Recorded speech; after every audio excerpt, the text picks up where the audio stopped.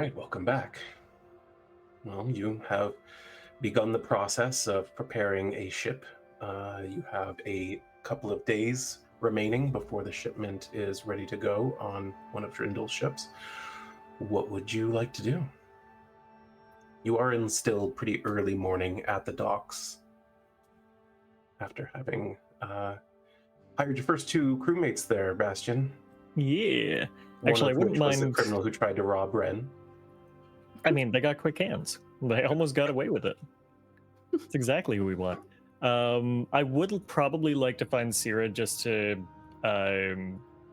like, go over what we're looking for, and like, because she doesn't know what I can do technically, for like securing contracts and that kind of stuff. I guess I won't go into the nitty gritty, but. I mean, by all means, this could be 3 hours of ship administration. I'm fine You ever with seen that. Master and Commander? Like, I actually really loved that movie. I did too. We had it on VHS. We should hang out sometime. Am I so Okay. surprised by this? No. No. But yeah, that'll be my thing. But yeah, if anybody wants to go first, that's fine too, obviously. Looks like we're doing your thing. All right, I guess we're doing my thing. So you head over. Oh, Is Drindle like leaving or anything? Ren wants to do No. something before Drindle leaves. Is he that a... left before the last couple of things you did. Oh, I thought he was talking to somebody on the dock before. Okay. All right. Okay. He announced his departure. All right. Well, then she'll go find him at some point during the day. Okay. Yeah, you find Sierra at the place where she said she would be, on the docks near where the landing vessels were for Drindle's battleship. Yeah, you can, as you make your approach, you can see she's already talking to a couple of dock workers and seems to be making notations in her book. But as you approach, she kind of turns immediately. Yes, sir? What can I do for you? Sure, yeah. Just a couple things. First off, for the ship itself, is there... You know the ship fairly well, I'm assuming. Oh, yes, I've been on it a number of times. Perfect. Are there any repairs needed for it? Oh, no. Mr. Drindle wouldn't give you a ship if it wasn't in complete tip-top order. Ship shape, as they say. Perfect. All right, good to know. If there ever are any, just let me know. If they're small enough, I can probably just fix them myself. In terms of the merchant contracts, I don't know if you've heard of me before, but I can sail through most any storm. Generally speaking, without any issues.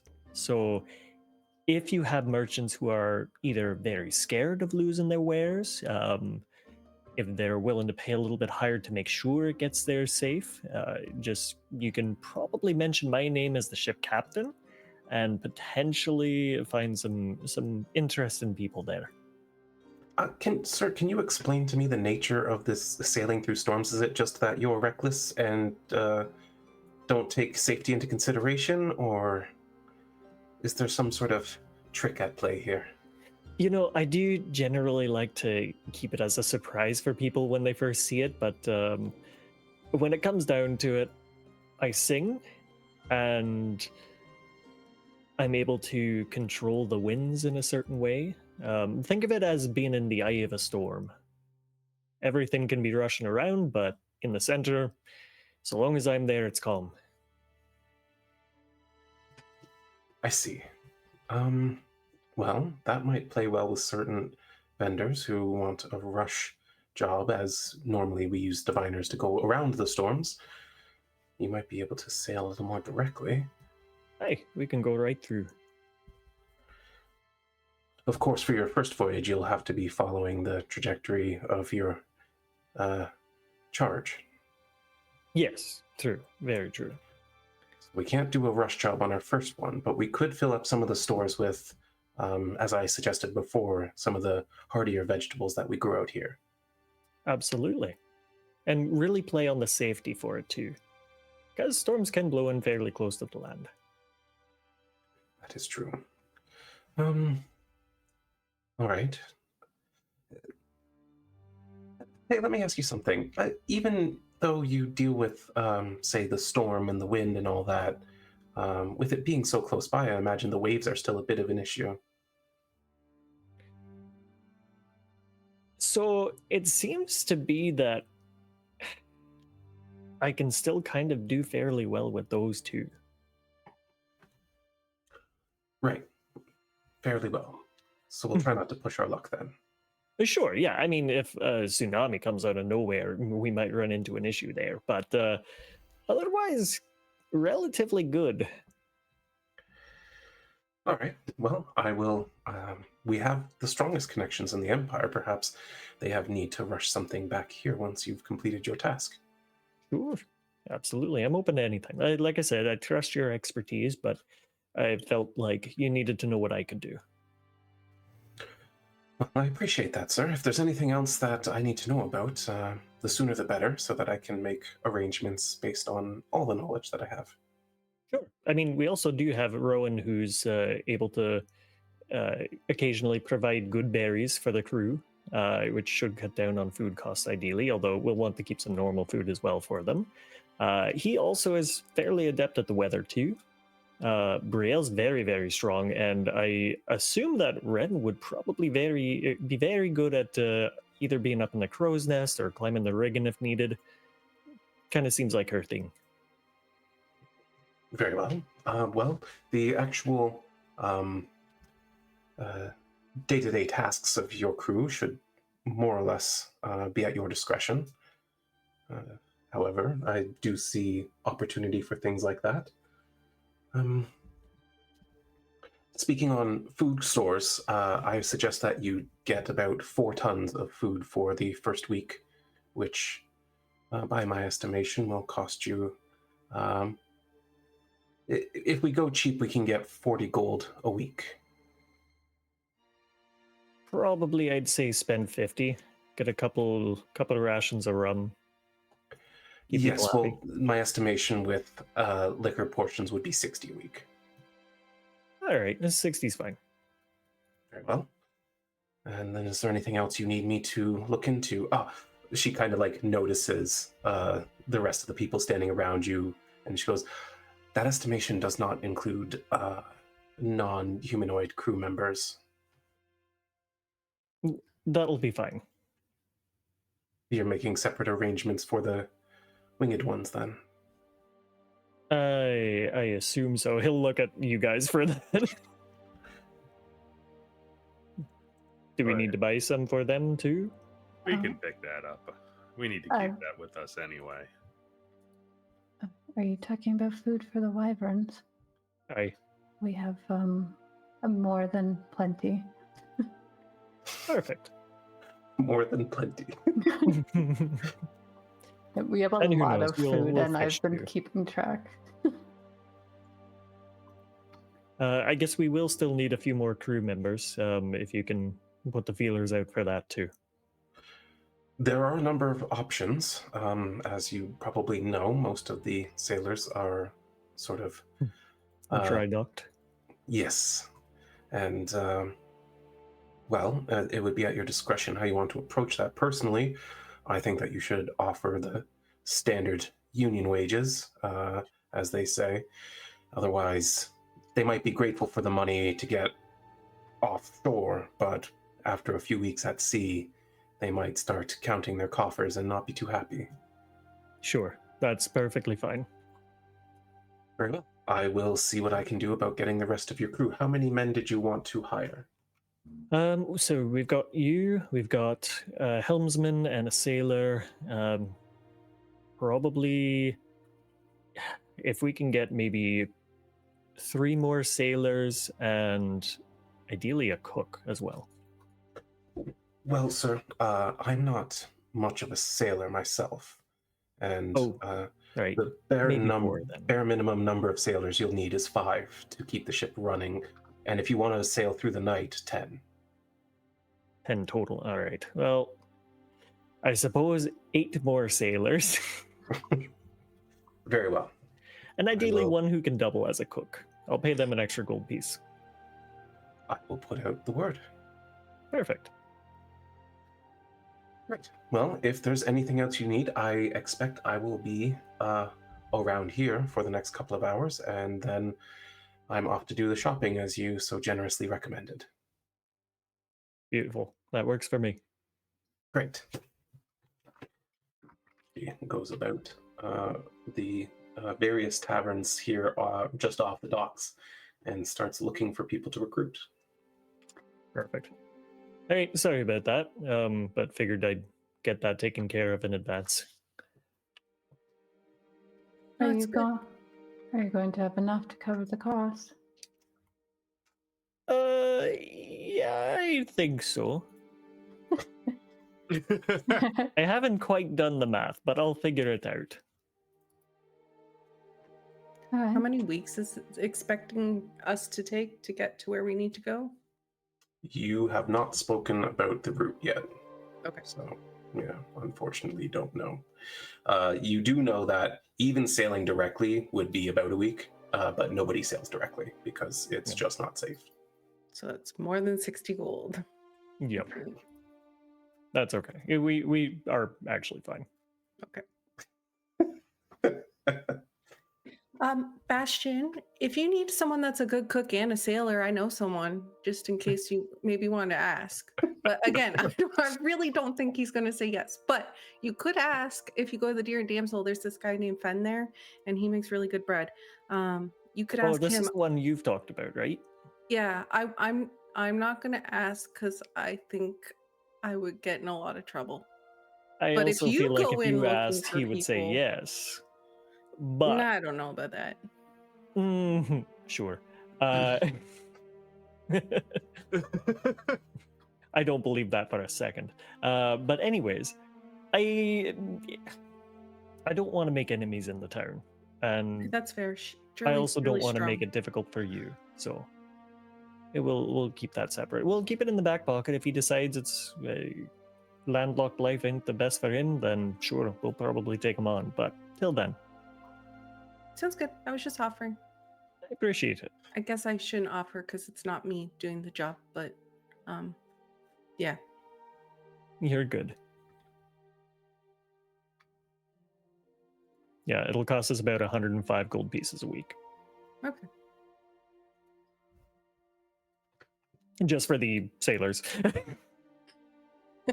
Forget about that part. Just for the sailors and the food? Is that all together? Nope. No? Nope. That's just the sailors because Sierra's expensive. Real expensive. But hopefully worth it, I believe. She's 70 gold pieces on her own. Yeah. Wren would know that because right now she estimates they have about like 22 to 23 days worth of food for the wyverns. Wren would know that would probably be enough to get them across. Yeah. Give or take. Right. Can always try your hand at fishing.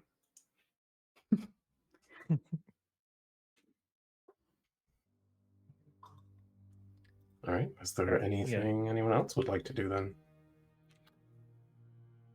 I think Brielle will head. She'll say goodbye to everyone, and just for like a portion of the day, the morning, because she realizes if we're leaving soon, I really have to get Wren's sign done. So she's gonna go off to the forge to keep working on the Iron Wren business sign, and then she'll wait there for Aerie to come join her at 4 when they have their little arrangement. Fair enough. You head over to the smithy, and you find that the building itself seems fully constructed now. As you head inside, the forge itself is complete and in functional order. You already have a selection of tools there available to you. However, as you go into the other rooms connected to it, they're pretty barren. They're not quite finished, not quite put together yet. But everything's pretty far along at this stage. Like, you could be a few days out from actually furnishing the place. Wow. Brielle's like super excited, wandering around, like touching everything and like looking at the workmanship that they've all put into it. How do you have like a picture in your head and mind for like how the place currently looks? The way I picture it is Brielle's place on like the right side, there's a forge, but it's open to the public to see because she's a chatty Cathy. So she would want to like also just people walking by, talk to them and try and like encourage people to look at what they're building and be interested in everything like that. But also she would just chat with anyone that wanted to walk by. And then attached to it would be like the actual shop of it that like her mom would normally run, sort of thing. And there would be like a counter and then like just rows of everything and some tables with the smaller stuff. So once that gets furnished, it'll probably look like that. And then there's a second floor where her parents can live or something like that. Yeah, there's stairs behind the shop that go up to a living area where you've got like a living room, kitchen, and 3 bedrooms, and a privy kind of thing. And even the forge area itself has like these collapsible walls kind of thing. So like the whole like above waist level kind of collapses back and opens up. And then you have a couple of walking doors that can open in the counter around the forge area. So it's very much open concept. And it also allows you kind of dissipate some of that heat that comes off the forge, being on a corner like that. Nice. I imagine that's pretty common in kind to have like a little flat above the shop if you're an owner of one. Most people who own a shop live on the same property, because owning 2 properties would just be kind of ridiculous when you know. But Brielle made sure that. Oh, sorry, go. You can go ahead. I was going to say Brielle made sure that there was living quarters for her parents so they wouldn't have to look for a place once they came over, kind of thing. So even if it wasn't common here, she would have made sure that they had something. Go ahead and make me a smithing check. Which we've been using athletics or strength. 18? Not bad. You had already started on this a while ago, right? Yeah. And you had made some progress on it. With Aerie planning to meet with you in the afternoon, and in fact, being a little bit later than you expected her to be, you spend a very good portion of the day on this, and it's almost completed. Finishing touches aside, you've got the whole shape of the sign ready to go. Nice. But after a good 6 hours of hammering away, suddenly you see just like eyes over the counter from the outside. Oh, hey, sorry, I kind of got lost in thought, and I have some really cool things. Oh, right, but you wanted to talk about this stuff first. Sorry, hold on. And she like digs in her backpack and she pulls out the Hydra plates you gave her. And she's like, I was playing around with these, and you know what I noticed is that they're really light compared to like metal, and they're actually kind of flexible. So that kind of gives us a lot of options. And in testing it, I found that it's pretty impervious to basic attacks. Like, it's really, really good. So I thought if we could go for something a little bit lighter instead of doing like a big plate mail suit that only a few people know how to use, we could dial it back a bit and maybe make it more appealing to people who want better protection without sacrificing mobility. That's a great idea. Cool. So based on my estimation, and she like pulls out a big scroll and like spreads it across the thing, and she's like stepping up on her tippy toes to look at it with you. Do you want me to get you a stool to step on? Is that easier? More comfortable? Yeah, that'd be great. Thank you. Okay, perfect. She'll grab her stool. She hops up on the stool and she's like leaning over it with you now. And she's like, okay, based on how much you brought back, we could make 1 for someone my size, which I think we should do. And then we could make 2 for people of full size. Okay. And are you keeping the small size one? I was thinking I might, yeah. And I can keep the other ones for free? Yeah, well, I mean, yeah, it's your materials, and really you're going to be doing most of the work with all the riveting and stuff like that. I was just making sure, because when we give you potion stuff, you usually charge us for it, so I just want to make sure. Yeah, if I make you potions and you take them all, then I have to charge you, because otherwise I just did a bunch of labor for free. That's fair. That's fair. But if we work together on this and I get a suit of armor out of it, then you can have the other two and we'll call it a day. Deal. Shakes your hand like vigorously. Ooh, your hands are really rough. Yeah, sorry, I was just working a lot. Yeah, I saw that. How long were you hammering that for? It looks tiring. Like 6 hours, maybe? Not like straight 6 hours, but like a long time. It's really crazy. One time I drew my bow and held it for 45 minutes. Why? Well, because I was waiting for the perfect shot. Oh, did you get it? Yeah. Oh, then it's worth it. Yeah. You must have It was really like strong arms then. Oh yeah, I'm really strong. And she like flexes. You can't see it because she's fully clothed. Yeah, but, she has like... so much stuff. But yeah, I was like one of those bird things with the antlers, like the ones that attacked us when we were on the bridge. Do you remember that? Yeah, no, I don't want to remember that. That was really bad time. But I remember them. I do. Those potions sold for a lot of money that I made out of them. So when I saw another one, I was just waiting, and I knew eventually some prey would catch its attention and it would come away from its roost. And sure enough, it did. After 45 minutes, my fingers were so sore, I couldn't feel them for like 2 days after that. Oh, that's awful. But I made a lot of gold. Yeah. Anyway, we're off topic. So, literally we talked off topic for like an hour. Yeah, these two alone would just spend the entire day talking. But so if we followed these plans, I think we could make 2 sets of really, really good magical medium armor, and then 1 light armor for me. Sure. Yeah. Do you have any preference where you want to start? I can take this part, and she'll point at a certain part of the plan. Well, she kind of like outlines. She actually unfurls a little bit more to the side there, and she's like, "This is the plan that you have to. You need to do this, in that order, and I need to do this, and." We don't have a lot of time left today because I got busy. Oh, because I've got a bunch of stuff for you and your friends. When do we want to? Do you want me to give that to you, or we still have? You owe me a little bit too. Maybe we'll wait for everyone to be together because I don't have a lot of money. Okay, well then let's just start with this then. And, sure. She'll like show her where everything that's placed and everything, so she knows she can feel comfortable just going. She grab whatever you need. Everything. My place is your place. It's fine. Go for it. Oh, that's so kind of you. But I got my own tools, and she reaches into her backpack and pulls out like those tool sets that are all rolled up into one thing. Yeah. She pulls one out that's about 3 times the length of her backpack. It's just kind of drops it on the floor and starts rolling it out. So I work mostly with the softer stuff, so okay. But thank you. You're welcome. I'll go start on the harder stuff. And you begin. You can make another check on that, and I'll make a check for her. And good 25.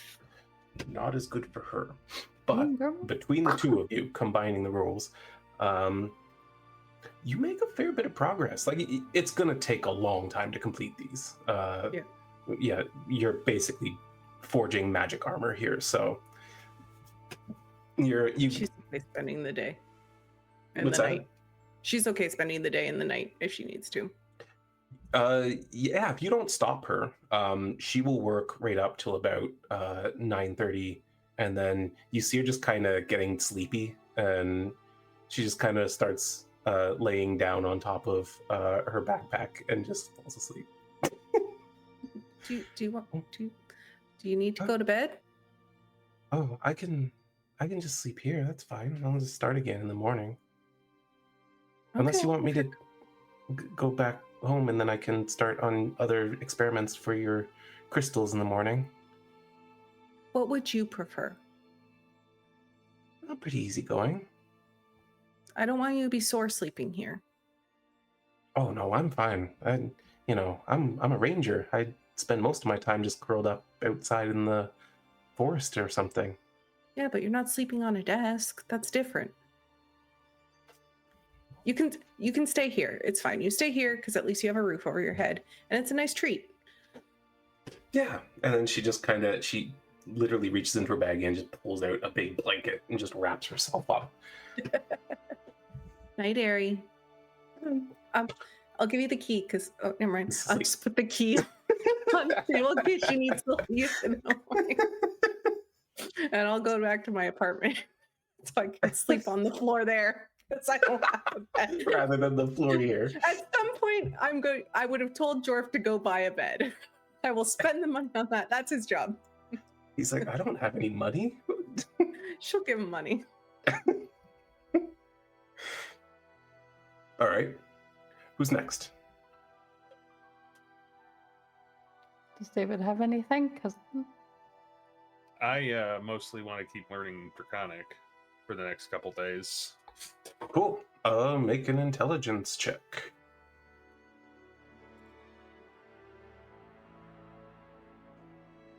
Not bad. Things start clicking for you. You're starting to figure out why the written runes look the way they do in conjunction to the syllables they represent and all that. There's sort of this synergy that's starting to take place in your mind, and it's getting a little more clearer. Every once in a while, when Connie makes a noise, you're like, "Was that?" And like it's like on the tip of your tongue. What was that? You sleepy? But yeah, you make good progress. You spend like literally the whole day doing that after the morning? I mean, unless somebody comes and gets me for some reason, don't really have anything else that's pressing at the moment. All right. Wren, did you have anything you wanted to accomplish for the rest of this day? yes, she's gonna stop by the same potion shop that she went to before, and pick up another water breathing potion just in case. That was like, Okay. you told me last time it was 300 gold.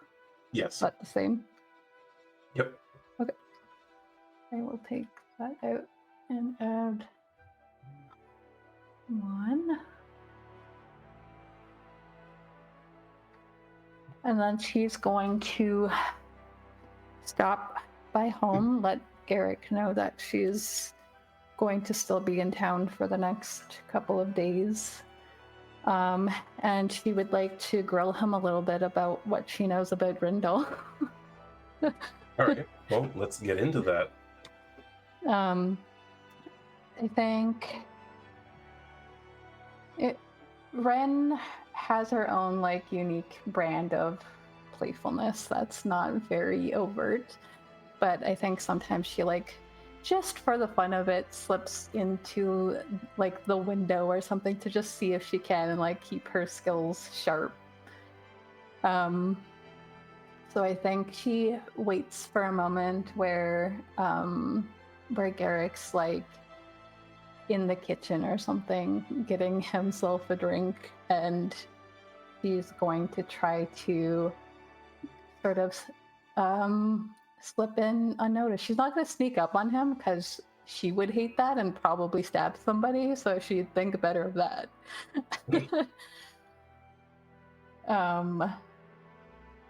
But yeah, she just sort of very quietly slips into the house and waits for him to spot her. What does she do once she's inside?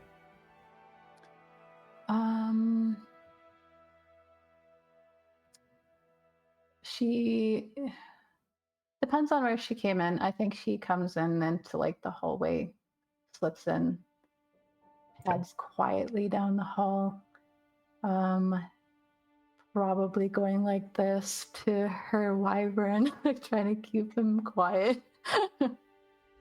Roll your stealth check with disadvantage. Mm-hmm, mm-hmm.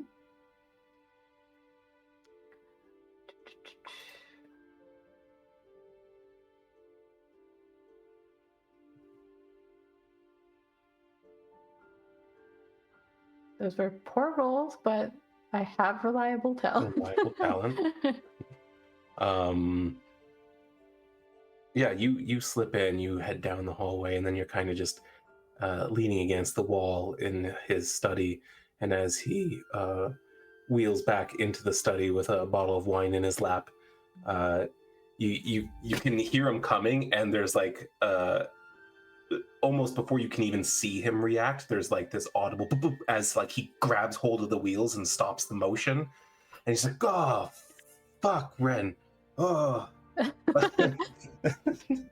But I'd keep I'm you not on your used to being toes. snuck up on. You're getting very good. Well, you need to keep yourself sharp. Yeah, well, normally I'm pretty sharp, but I don't know. I think at this point you're better than I ever was. Well, if you would like to test that out someday, I'm not against it. That sounds like an interesting challenge, so I think I'd like to keep my fame intact. Let everyone think I was the best of all time. And besides, nowadays I don't rely so much on stealth, and he reaches down beside his seat and pulls a little lever that you can't see visibly, and two front compartments of the chair just slide open, and you can see inside hollow tubes of some kind.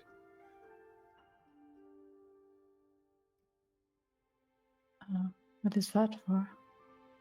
It's an insurance policy. I end up in over my head.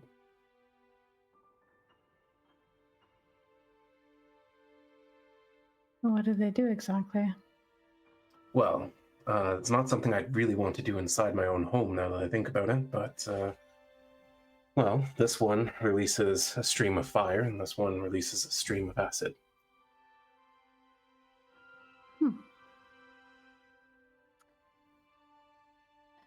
I noticed that you've been improving on your magic as well. Is that what you've been doing while I've been away? It's been coming along. Even when I was doing as you do now, I never liked relying on outside help to identify items and to deal with magical traps and that sort of thing. It was very inconducive of working alone. So I always pressed myself to learn a few tricks of the trade, but now that I can't do what I used to do quite as well, I decided to lean more into the magic. I've been studying an awful lot, and he kind of waves absently at the shelves upon shelves of books in his home.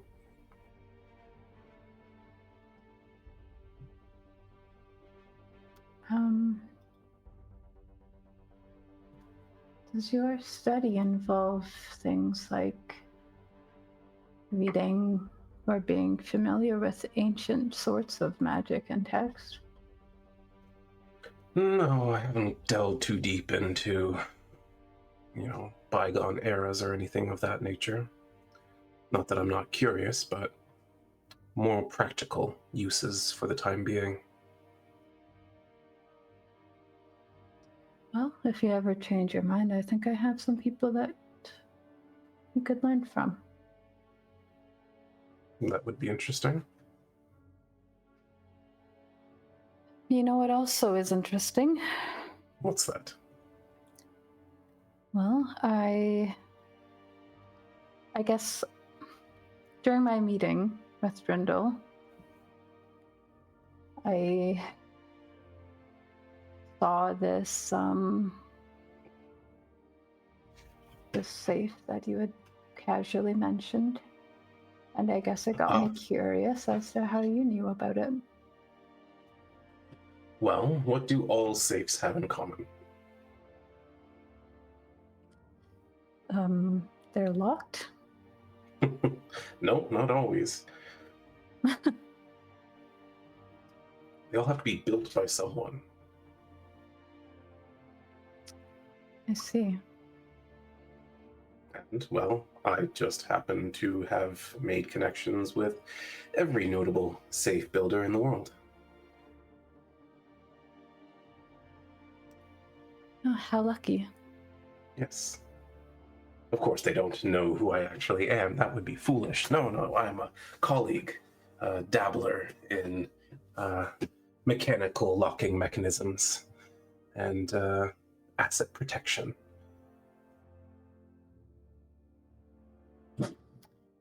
I assume a connection that you've pulled on several times in your past? Oh, you could say that. You know, well, competitive rivalries and playful bantering, and sometimes a night of drinking will reveal the most interesting ticks about the locks they've come up with.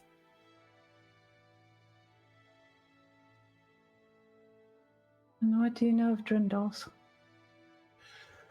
I know that even with what I know of it and my years of experience, I dare say I would die if I were to try to break into that vault.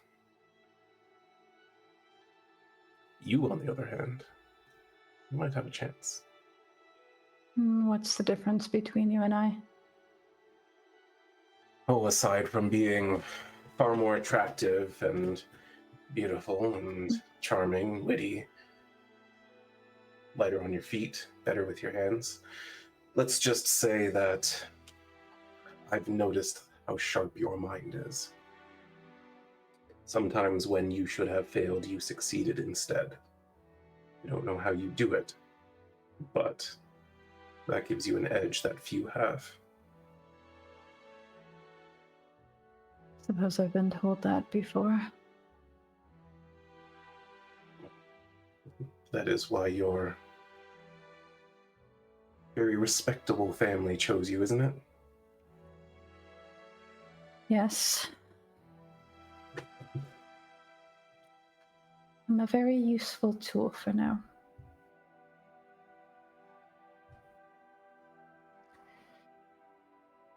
But it seems perhaps not for as long as I thought.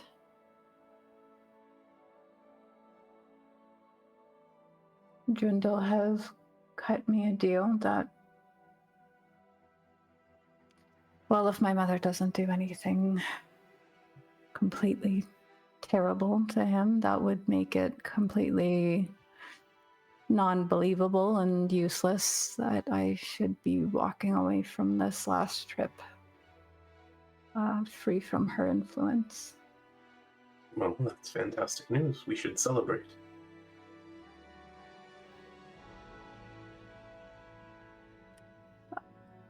I would like that. But perhaps once I see it.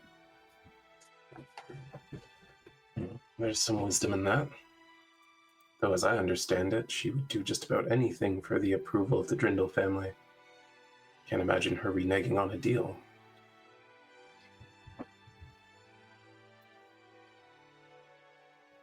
That's true.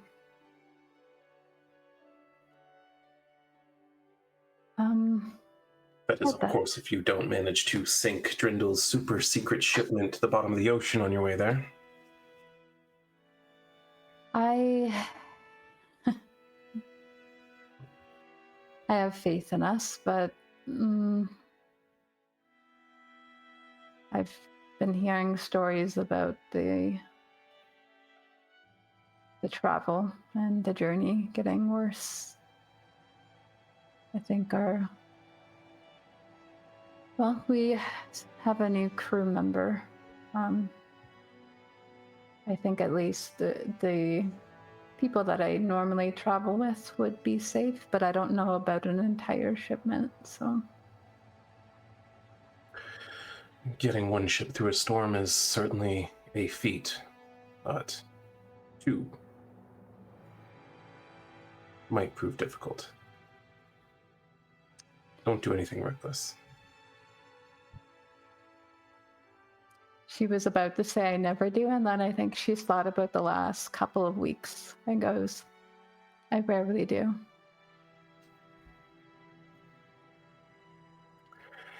He moves a little bit closer, and as he does, he kind of takes her at the wrist and just holds it for a minute, stroking her forearm with his thumb. He says, you know, once you become as talented as you have, there's always the temptation to assume you'll succeed.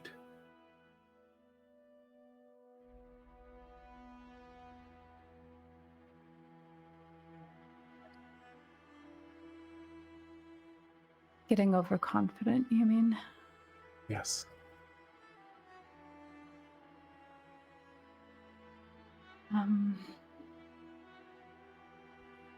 Well, if I ever become at risk of that, I'll be sure that you put some sense into me. So some disciplinary action then. She's going to kind of, you said that she was being held like this, sort of? Yeah. I think her fingers sort of like move up his arm further in sort of like a walking pattern, and she goes like all the way up to his chin to tilt his like neck further up and goes, precisely. Well, I'd be happy to keep you in line then.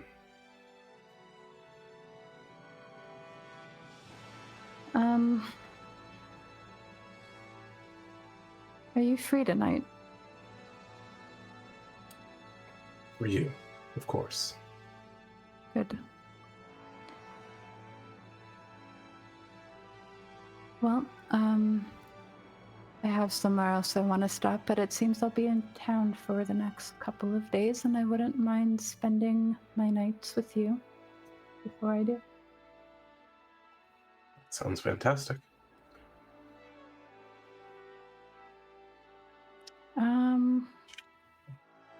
I'll spend some time there, I think. And then later she wants to go to Drindle's. Like, I feel like she tends to go there in the evening, so that's what she would wait for.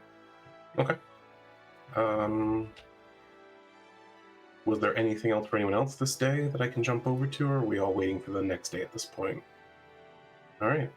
Wren, sometime that evening you head over to Drindle's after his meeting with his brother. Yeah.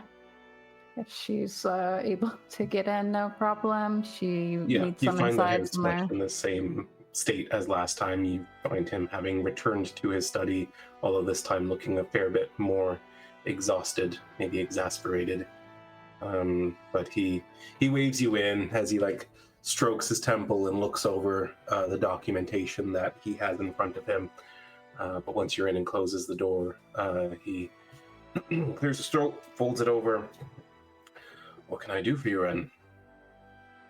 Well, for one, I wanted to check in with you. I know how family meetings can go. Yes, you're not wrong. My brother's a little bit upset that I pushed Seraphine ahead of the line.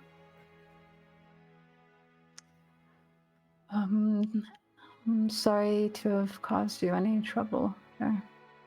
It was my choice, and I knew there was going to be some backlash. And truthfully, my brother's not upset about it either. She is the best choice for the job, but she's not the next most important person, and that's where feathers get ruffled. Would Wren know who might be? It's quite possible. Wren's familiar with her mother's aspirations and her rivals. There is somebody who is the literal apprentice of the current Minister of Mysticism, and by all rights should have been the next in line to take a position that didn't even exist yet. And not only that, that person has well-connected family that also includes members of the Emperor's own family.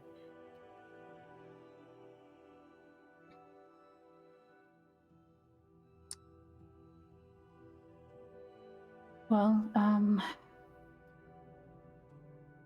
as many opinions as I have about my mother, she's not someone to squander an opportunity, so I'm sure that she will more than make up for it as time goes on. Well, I trust that she will make the best of it. The other thing is, I have some information that might be of interest to you. You said that the Swindells were causing you trouble and that you were willing to pay a sum for getting rid of them. I haven't yet because, well, as you know, I was gone a lot longer than I thought. However, I had people looking into it, and I found out that the one you saved me from, Yes. he was spotted in town about 4 days ago in a dive bar called the Broken Barnacle. He went in and never came out. There is some suspicion that there may be something going on underneath the city. Interesting. Doctrine, he calls out, and then nothing happens. Right, of course. He presses on the panel on his desk. The door opens up. Doctrine, and a very large guy in a captain's uniform comes into the hallway. Yes, sir. Looks like we're going to the Broken Barnacle tomorrow. Bring 7 good men, and I'll be personally seeing to this charge. Very good, sir. There were 3 seen with him. Yeah, well, I expect to find an entire rat's nest under there, but my men are good and they're used to dealing with these scoundrels. I don't expect this of you. Really. He did you just as much as harm as he's done me over the years, I'm sure, with everything you've lost. But if there's any way that you can hold on to him until I get back, or even if your men are efficient and you get a hold of him before then, I would like to speak with him. Well, if we are able to resolve this problem in a timely fashion, you might just be escorting him to the Empire to be executed. I think she has several thoughts that go across her mind. She doesn't say them out loud. She goes, I appreciate that. He presses the panel again, the door's closed, and he goes, and of course if something were to happen along the way, that wouldn't be the most terrible thing in the world, but do try to keep him alive. Heard. Maybe I'll just make the trip very uncomfortable. That is no less than he deserves.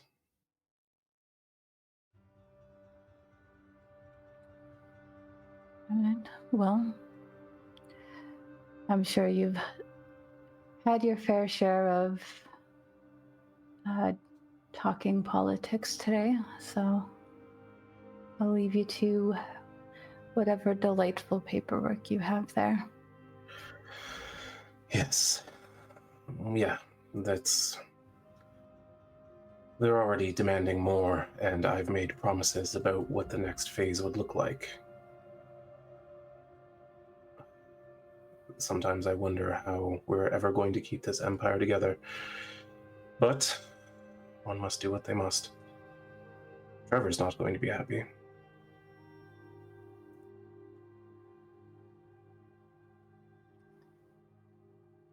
If there's anything I can do to smooth anything over with him, let me know.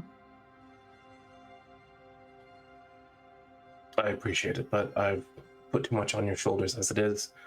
I'm the one who brought him in, knowing how abrasive he can be. And, well, I don't know. My options are limited anyway. He'll either do it or he won't. The process belongs to me now, so if he won't, then we'll do it without him.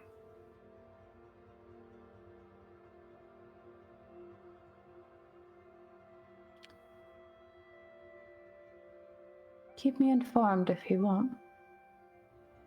I will. She'll quietly excuse herself and go home for the evening.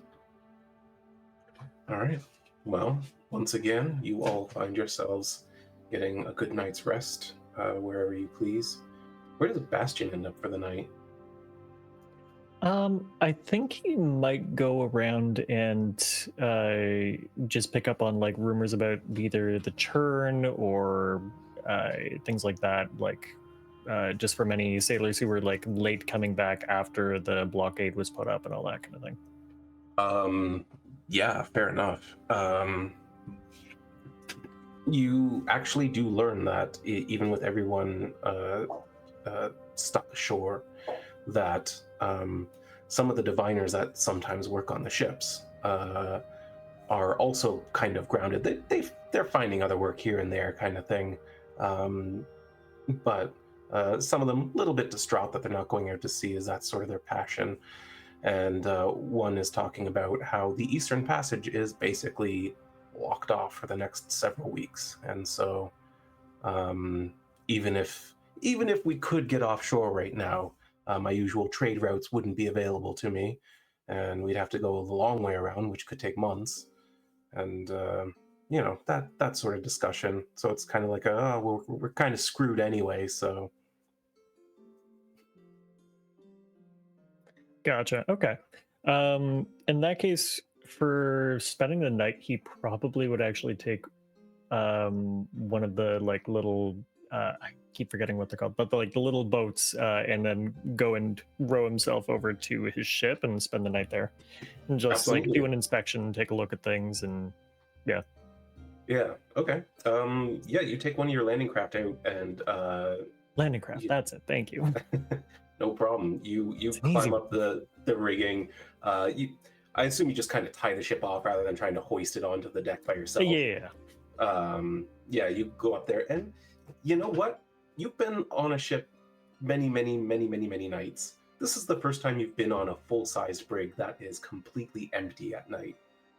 Nobody running around doing work, no lanterns lit, no noise, just sitting eerily quiet in the blackest black of the bay. It's kind of creepy, but you're still comfortable on the water. You know you're perfectly safe, relatively speaking anyway. And yeah, you go about inspecting your ship, and much to affirm what Sierra said, it's in perfect working order. You barely see a splinter out of place. Each rope looks almost as though it's brand new. Riggings are all already in place and kept clean. Not even much of a salt buildup on anything, which is like, it just indicates how well maintained the ship has been. Below deck, you find a couple rooms with just dozens of hammocks in them, and you manage to get yourself a rest in there. Perfect. That works for me. And save yourself a couple gold. May as well. I'll need it for the ship. Money's tight now. Well, the new day comes, and it's a bit of a dreary, rainy morning. Kind of chilly. The sun's up, but it's behind so much cloud cover that it just kind of has that really overcast, gray feel. But you're all free to explore what you would like to do this morning. Did we have a plan for meeting Ari? Did she say when we should follow up with her about all this stuff? She said you could stop by tomorrow morning, kind of thing, and she would have some of it ready, but then no one came by, and she had an afternoon meeting with Brielle, who she had told she had a bunch of stuff for, but other than that, there is no plan. Okay.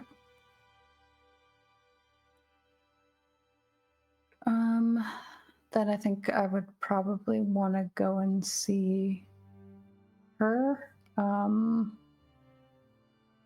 think when Wren gets up that morning and like there's not a big day of adventuring ahead of her, it's like a slow sort of getting started on the day. She's been kind of haphazard with the covering up the like spotting in her skin. Especially because I keep running into like just the most ridiculous encounters and stuff. I think today she is in the middle of covering up some of those blemishes on her skin. And she stops like halfway through when she remembers some of the words that that Nadia said to her about it. Hmm. And I think she's just kind of like looking over herself, and she kind of moves the sort of like sponge that she uses to put on the makeup on her skin down to her neck, and it's like she's covering most of this part before she stops. And she just kind of has like this strange moment of not feeling the need to cover it up today, and instead switches gears and gets ready to go head out and meet Ari. She goes towards where her wagon was, not knowing that she spent the night at Brielle's. Fair enough. And the rest of you? Brielle would have gone to go see Ari first thing in the morning to make sure she wasn't like waking up and confused what was happening. You get there, and I assume you head out pretty early. Yeah, she would have got up really early because she still yeah, has to finish the sign. Right. Yeah, you get there, and like it's early. Like the sun is just at the horizon. But Ari's already working, and you can see she's made some progress. Despite the fact that she falls asleep so easy, she seems to get up like that. And yeah, she's like, "Oh, hey, so I am almost done with my second task, which means that we could be done in 2 weeks, I think." Oh. I won't be here in 2 weeks. Oh. I'm only here for a few days. Well, then, I'll do what I can in the meantime, and I'll leave the rest for you, and you can fix it all when you get back.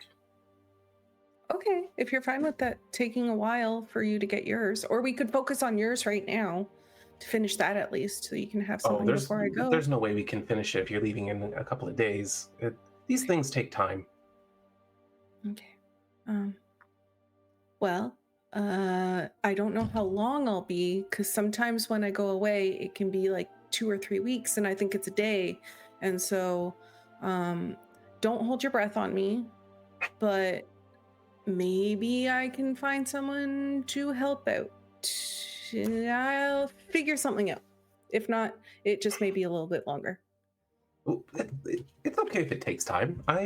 Like I said, I'll do what I can, and I'll leave the rest, and maybe I'll pick up another trade route or something. And after all, I have some cool stuff to sell after what we made with the stuff you and your friends brought me.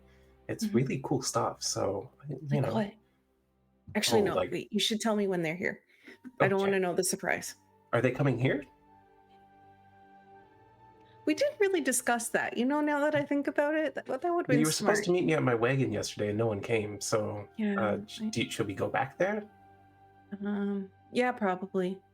I think they'll probably think you're there versus here. They wouldn't think you'd be here. Yeah, that makes sense. Can I hold on to this key then while you're gone? Yes. You seem hesitant. Well, this is kind of my first business, and I'm just, if I'm not here, then I'm kind of, I don't know, it's fine. It's fine, I trust you. Okay.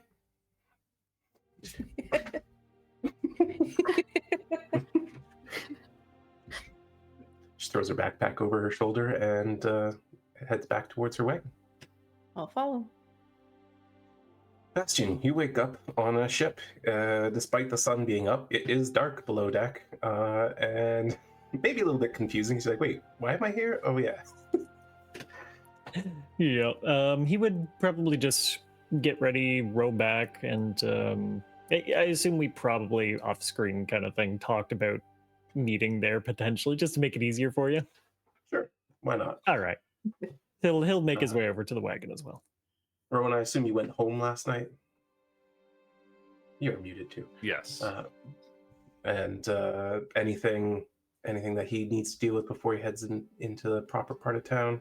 Nope. Taking Connie with me, of course. His intent this morning is to serendipitously arrive at Aries' wagon on his way out of town, where he's going to let her get some air, maybe do a little recreational hunting. Very good, very good.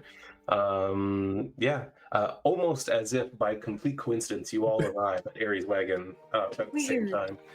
time. It's like the fates have ordained this somehow. We But converged. immediately she sees you all converging like an echo, and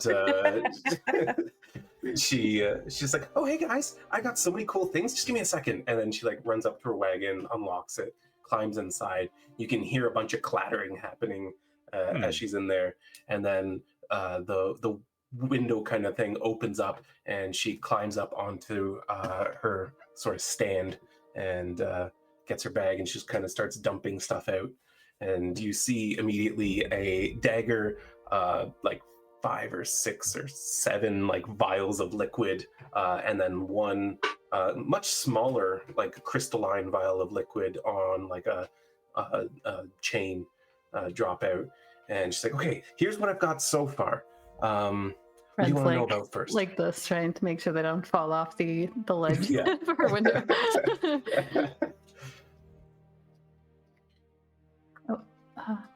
Oh, you were really busy. Yeah, so I worked on things a little bit that night, and then I got kind of sleepy, so I went to bed. And then I woke up, and I had this stroke of inspiration, and I had a lot of really cool ideas. And I was waiting for you guys to show up, but I was working, and nobody came, and no one interrupted my work for once, which is really nice because I had so much work to do. And then all of a sudden, the work was done, and I was like, "Whoa, I got it all done before they came." And then I realized it was time to go meet Brielle, so I went to meet her. And then we did more work. Yeah. What is all this?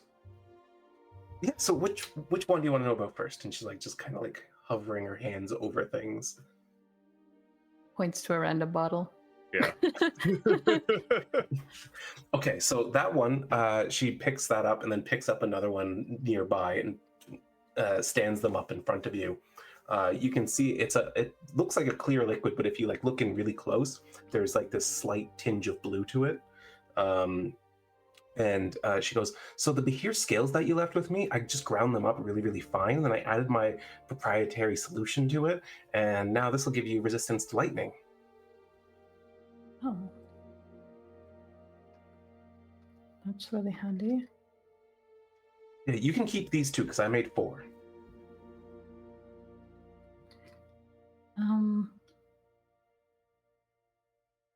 She's going to look at the others. Who should hold on to these? Anyone that stands in front of Bastion. That's fair. I'm already good with that. Wren puts one away in her bag because she's definitely been in close with them before. Aries like, "Oh, maybe you could give it to one of your opponents and make it a fair fight." Maybe. No? We could Okay. do that. I don't. You could do it. That's all I'm I saying. could do that. It's possible. Why don't you hold on to the other one, Brielle? I've got some magic that can do that. Okay. I won't say no. Alright. Okay, well then, while we're on the whole lightning theme, we should look at these then. And she stands up 3 smaller vials next to it. These you can see have long strands of blue filament kind of weaving throughout them. And she kind of just slides them forward gently, and she said, "Be careful with those because these are oil of lightning essence. And so if you rub these on a weapon, then for an hour, they're going to do a lot of lightning damage whenever you hit someone. But then after that, the Fundamentus just kind of fizzles out of existence." I'm going to hand those to Brielle. Sure you don't want one? It could come in handy for you, Wren. You stab people. Yeah, it's often not with an actual weapon. Yeah. Why don't I suppose- take one and you hold on to 2 in the bag of holding? We'll figure it out later. Okay. Could I possibly have one of those, actually? But you do lightning already. I do, but my sword doesn't. Why don't you make it do it? I can? Sometimes Brielle just gets I'm sassy for trying. no reason. Okay, I don't know how you work. Not like that, but Okay. it wouldn't be a bad thing. There were 3 of them, you said? Yes. Okay, we'll divide them up, 1 each. Okay. Well, speaking of stabbing with real weapons, she pushes a dagger towards you. It is in a sheath at the moment, but it has like a wooden handle that's quite broad, and the pommel itself is also kind of pretty broad, but it's pointed at the bottom. The blade is kind of almost like a spade shape to it. You can see that throughout the blade are tiny little, because my brain's not working, for lack of a better term, tunnels that sort of lead central in and down towards the hilt. And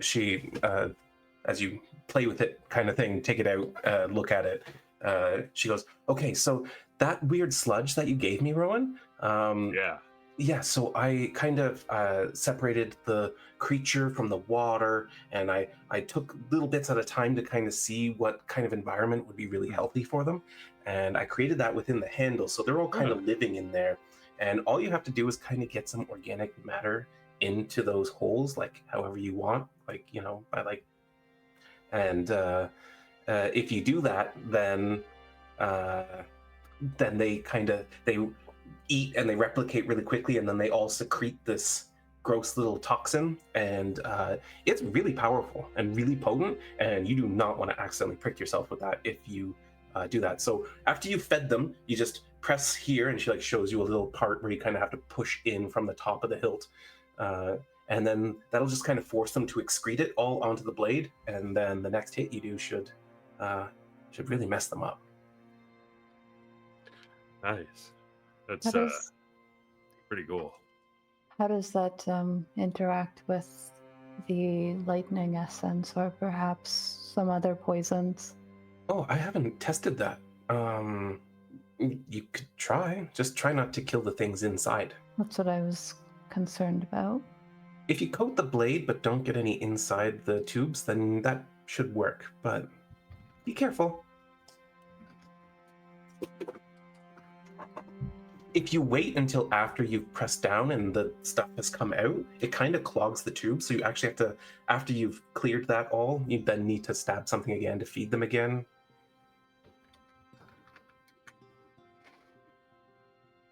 It's impressive. Yeah, it was really cool idea. Like, I woke up and I was like, this is how it could work. And it was so exciting. And I put it all together in like an hour, and it really, like, look at it. It holds together well. Not only that, this is one of the best daggers I've ever used. So, you know, it's really useful. I think Wren just sort of gets a feel for the grip of the dagger and just like does a quick motion of like a stabbing motion in the air. At first, as you're looking at such a broad blade on it, you think this thing must be like totally unbalanced and unwieldy. But the shape of it and the construction and the heavy handle and pommel that offset it actually makes it quite reasonable to use. And not only that, it's very smooth, very light, and it's easily a +2 weapon on top of the poison function.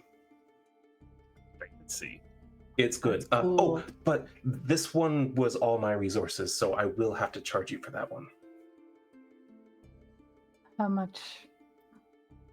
You guys are friends, and you brought me a lot of stuff to play with. Can you do 600? Wren's bought lots of blades before. Does that seem fair? Even a regular +2 dagger would be more than 600. Okay. Yeah, she'll pay her 600 gold. Great. Okay, maybe I don't need to do a trade route. Oh no, I still have stuff to sell.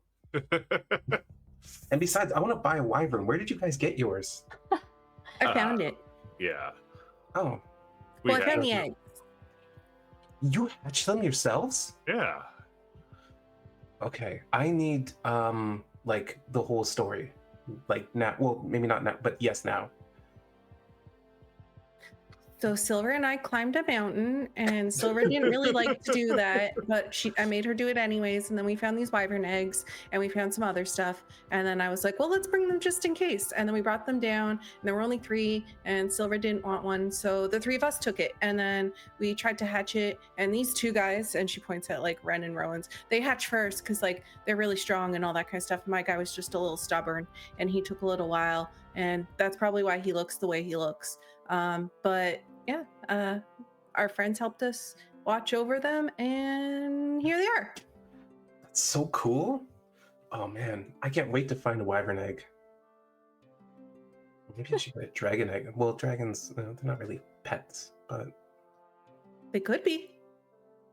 well, they're kind of too intelligent to be a pet, right? You're pretty smart. I'm not a pet. No, but you'd be smarter than it. Oh, maybe, but I don't know. I think dragons are more friends than pets. That's fair. Yeah, I don't think Douglas would like to be called a pet. He's literally scrying on you right now. Like, what the hell? What the hell, Brielle? First you make fun of my name, and now this. Maybe he should stop being such a little twink then.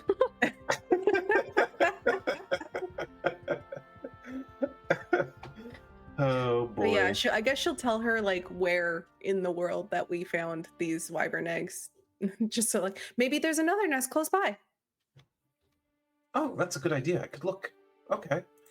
Well, what else was there? There was this crystalline vial here. Oh, right. So she takes that and she's like, she slides it aside for a second and then picks up the remaining 2 potion vials. And she's like, okay, so that Oblex goop you gave me, Yeah. really, really weird stuff. Yeah. Yeah. Okay. Like, really weird. Like, I've seen Oblex goo before, and this stuff, this was different. This was different. Yeah. So, I started to analyze it, and what I noticed was that there was actually 2 different liquids in there. One that was much more dense, and one that was much more kind of fluid. And, well, when I separated the fluid out, I found that that was much more what I was expecting to find from an Oblex. That was that normal Oblex goop that you don't want to touch anyway, but could if you wanted to. And, well, anyway, I made a couple potions out of that. I made 2 mind reading and 2 psychic resistance potions. I kept 2. You can have 2. So you get 1 of each, a mind reading potion and a psychic resistance. And but the really dense stuff, I kind of concentrated it down, and I noticed that it had some really interesting arcane properties about it. So I don't know if this will be useful to you guys at all, but I put it in this vial that kind of amplifies the sort of psychic resonance that comes out of it. It's like boiled down, concentrated essence of ancient Oblex, and I know that sounds kind of cumbersome, but essentially, if you can deal psychic damage, but you're attuned to this stuff, you'll deal more psychic damage. Hey, Wren. Yeah, I mean that. I feel bad taking most of the things that we've collected. What am I going to do with it? If you're using them and keeping us alive and keeping yourself alive, that's not a bad thing. It does also work with spells, if anyone's interested in that. Not quite my style. Not really mine either. I don't think I'm smart enough for that. Oh, don't say that. You're plenty smart, Brielle. Well, yeah, but like I also prefer to hit people with axes instead. Like, so the lightning stuff will really come in handy for you. Yes, I'm actually very excited about that. Good. Okay, so with that covered, I can give you all of these, and that's fine. Well, it's a little bit of a loss on the vial, but honestly, what am I going to do with it? And it's such a niche market. But page for the dagger. I've got some of those crystals still. I don't know what to do with them. I ran a little experiment and they exploded when I hit them with magic. So, still trying to figure out what the best way to... I'm using small amounts because I don't want to use it all up before I figure out what to make out of it. Did they only explode when you hit them with magic, or did they explode when you hit them with thing? I was able to chisel off pieces without them exploding, but my chisels are sort of magic themselves. Oh, the first thing that came to my mind was some sort of exploding ammunition for arrows or a sling or something like that. I don't know if any of us need something like that, but That's not a bad idea. You could. first thing that came to mind. Do any of you use arrows? No. Well, I could maybe make a few arrows and sell them, but like I said, I might need some more time. If you can give me a few days or a week or something, and I can play around with them and see what I can make. Yeah, take your time. We were holding on to them for quite some time. We can wait longer. Also, you've done a lot for us, so if you just need to sell them, then that would be fine by me. Okay, well, I will sell some of it, but I'll see if I can make something useful to you. You never know. If you have anything that needs ammunition, though, let me know. And Well, as for the actually, hey, Bastion, Sure. What's up? we've got a boat now, or you've got a boat now. Where's your... We could make the magical arcane thingies that you wanted and that we didn't get. The arcane cannons. Oh, maybe That's some it. arcane ammunition for the ballista. Yeah, at the very least that. ooh, I could make a ballista bolt out of some of these. That'd be lovely. Well, I guess it wouldn't have to be too much bigger. She kind of like looks at how many she has, and she goes, I could make 6 that would explode pretty well and keep the rest. Sure, that seems pretty good to me. Okay. Take your time with that as well. Like, we will be away for a little while. If you want to really do some more research and refine it, that's, I think, fine. If you don't need them for your trip, then I can take time and figure Would you some be things willing- out. We can probably work make on- do. I was gonna say, would you be willing to work on those and we put a hold on the armor? Sure. Okay. If you I won't want. be here for it, so If you're going to be gone for weeks, I have time to do both. okay. Could you make one? I think one would be really cool. Like, before we go? Yeah. Sure, as long as it doesn't explode in my face when I chisel all the way through the center of it, then I should be able to make one by the end of the day. That'd be Well, if great. it does, and you need any healing, come find me. Okay, although I can heal myself pretty good. Okay. Well, offer's there if you need something more advanced. That's true. What if it like sends shards all through my face and I'm all messed up and I need to get all the big healing magic to fix my face? That's I can do mean, that. you look cool. You will look cool. Are you saying I don't look cool right now? Or- No, I think You you look do. great. You all spoke at once and I only heard one of you. Which one? I think you look great. Well, thank you. You're welcome. The boys are really silent right now. I see. Not their type. That's fine. You can go. You're dismissed. I'm sure they think that too. That's what they said. It is. So you just all spoke at They're the just- same time. They're just shy. True enough. Oh, shy. Yeah, that's me to a T. Can I ask you another question? And it doesn't have to be right now, but do you have anything that helps with corrosion damage? Like if someone perhaps has had acid spilled on their body and is really struggling to deal with the pain and grow skin? And I do stuff. have a potion of acid resistance, but it sounds like we're a little bit past that. Yeah, I think so. I just didn't know if there'd be any like fancy things you came across or whatnot. But maybe when you're going out, you could look for something like that. Keep it in your mind. It sounds like you need a cleric. Yeah, I'm not that good. I am one. Rowan probably could actually, now that I think about it. I'm getting close to figuring it out. Maybe you could come with me later, because that's a real situation that's happening right now. Okay, yeah, I can. Yeah, absolutely. Do you want to go right now? If there's Well- somebody who has an affliction. Is he in pain? Because like I have things for pain. Well, he's in a lot of pain, but he's taking like potions in the morning to help with it. But I don't really know.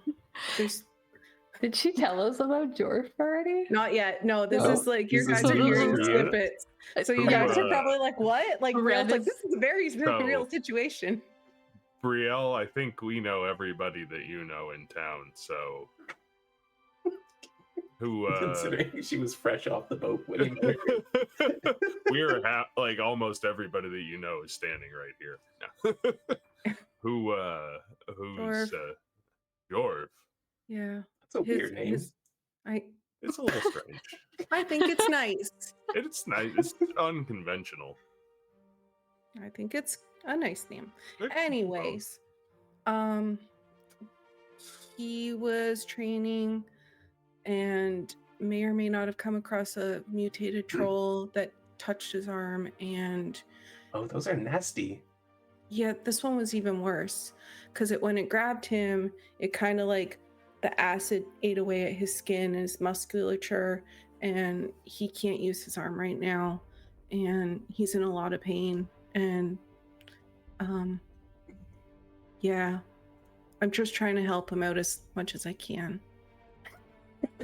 Yeah, I'll take a look. I'll take a look at it. Yeah, Sorry. Vix got us both.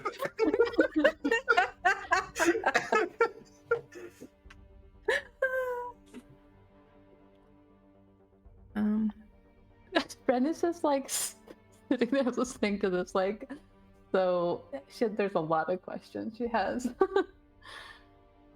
But maybe keep an eye out, or if you find anything that could help with that, and I'll try the cleric route. I don't know why they haven't tried that yet, but I think they're gonna ask some like real high level clerics if they can help. By the time you're finished explaining that, Ari finishes a quick sketch of a very large troll with multiple limbs and multiple heads. And she's like, "Is this what it looked like?" If it has like a third arm coming out of the middle and like two heads and stuff, then yes. If not, then It doesn't have exactly the same limb placement, but it has similar things going on with it. that sounds like what he explained to me.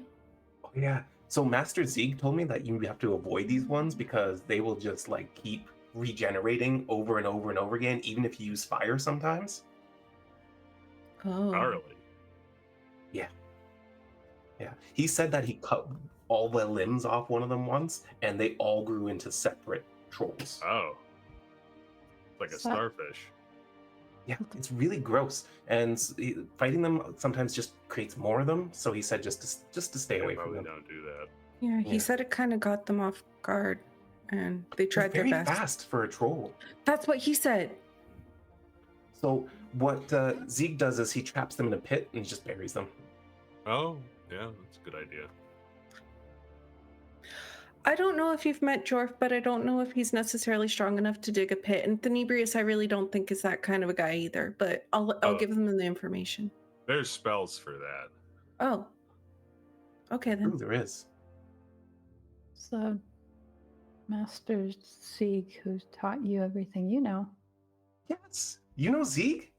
No. Oh. I was just guessing based on your familiarity with him.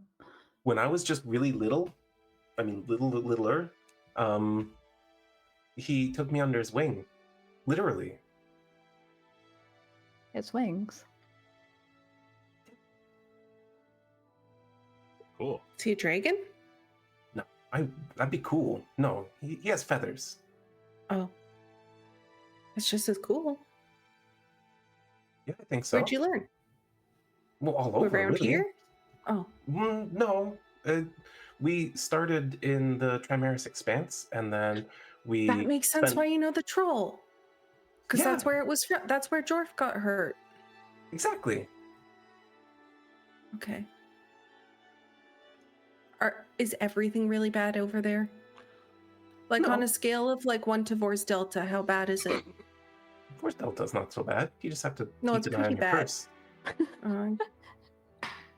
In your life. We But- didn't have a good time there. Well, I travel there every year and I haven't had an issue. I did have somebody try to pickpocket me, but after I stabbed him in the leg a couple times, he left. That will do it.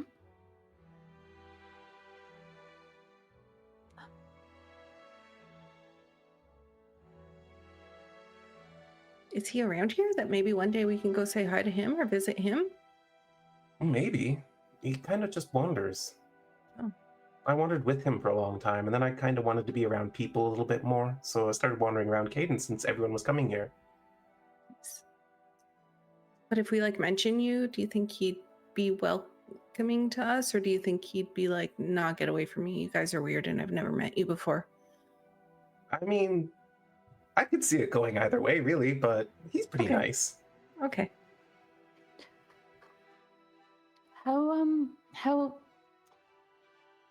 How interested in learning things about the areas that you travel around in are you, Ari? It was a weirdly phrased question, but I guess moderately? I'm just wondering how much you know about the Trimaris expanse. Been hearing it come up a lot recently. Well, I was really, really young when Zeeg took me under his wing, literally, and after that, he kind of showed me around the wilds and how to survive and how to hunt and how to do little bits of magic here and there and set traps and all this kind of thing. And then we traveled around a little bit for a while, but like I said, eventually I wanted to be around people a little bit more. And then, well, there were ships leaving for Cadence, and I thought, well, why not? It seems like a good opportunity for me to put into practice what I learned, and hopefully Zeeg's still out there because he's kind of like an important protector for a lot of people. At least that's what he said. I don't know. Oh, I think Ren's just like, is Segan era Kokra? That's what he is. Yeah, I didn't know that people over here know that, but I read a lot of history. well, I mostly learn about creatures by traveling around and finding them and sometimes hunting them, but only if they're mean. That is how I am having to learn new things lately, but for a long time it wasn't. Well, if you ever do go to Carsvale, then that's where he found me, and I think he kind of roosts around there a little bit, but he does travel. Carsvale? Is that what you said? Yep.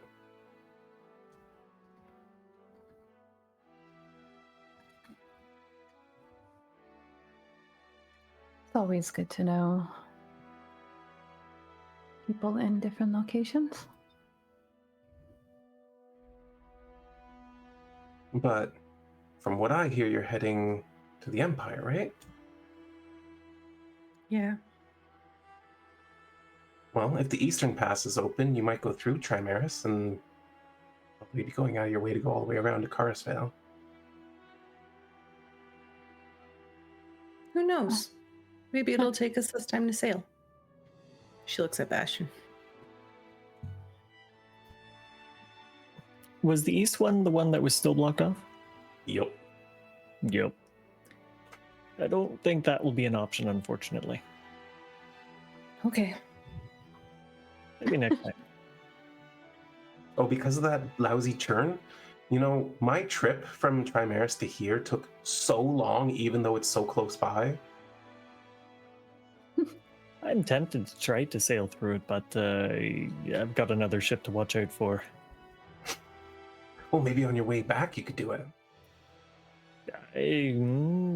If the rest of the crew is fine with it, I'd be willing to I'm give fine it a with try. it. I want to kill that troll. You hurt my You boyfriend, trying to okay? find that particular troll.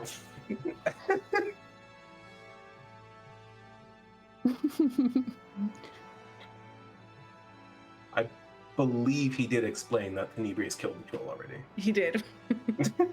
I want to find that troll's family. Maybe it grew back from a finger. And the whole bloodline. Oh, bloodline. You hurt my boyfriend with a stupid name. It's a troll genocide. No. You're a part of the ecosystem, Brielle. Gosh. Keeping the human wizard population in check. Yeah. Human wizards are dangerous, I'm telling you. You get too many of them, the problems come up.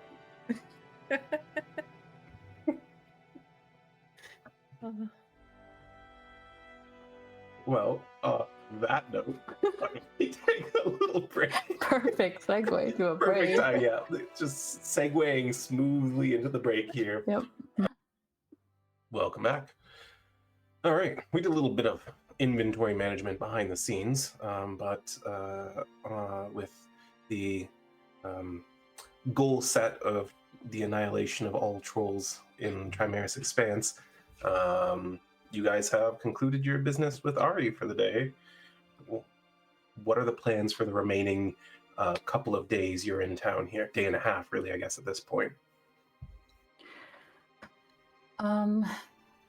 Since Wren couldn't really figure out some of the things that she's picked up along the way, like the fact that she has like a magic Durgar warhammer that she doesn't know how it's magic. I don't need to RP this, but I was thinking about just selling that off as like a warhammer and be like, do whatever you want with it to the caravan before we left here. Yeah, you could do that. You could also give it to Garrick to put in your magic store. Fair. I don't know. Yeah, I don't know what we're selling, really. the problem there. Yeah, but if anything that's valuable or magical, basically. okay, then she would also like sell off her just regular studded leather because she has her glamored studded leather now. Fair enough. Yeah, used studded leather sold off in the store. You'll get 20 gold for it. Okay, that's fine. And then she wants to just touch base briefly with Brielle before they split off for the day, if they're splitting off for the day. Yeah, Brielle would have told you that, like, she's gonna go to the forge to go work, try and finish up your sign before we leave, because she doesn't want to leave that open-ended. Oh, yeah, I was going to talk to you about that actually, because, well, it seems that our traveling days are continuing to be frequent, and so, well, Garrick was hoping that I would be around for the grand opening. I think it's in our best interest that he goes ahead without me while we're gone, so, I appreciate that you were already thinking of that for me. Would you like to... Well, actually, when do you think you'll be done it? I think if I work on it for maybe a couple hours, I could be done. Question mark DM, yes. A couple hours, maybe. Would you like to meet us at the Iron Wren tomorrow, then? I can deliver it? Yeah, around noon. Okay, that'd be great. Can you show me around the shop? I would like that. I'd love that. I think she's already regretting this. Great. Yeah. Too much energy. Don't break that. I'm just following her around the shop. Full in a tiny shop.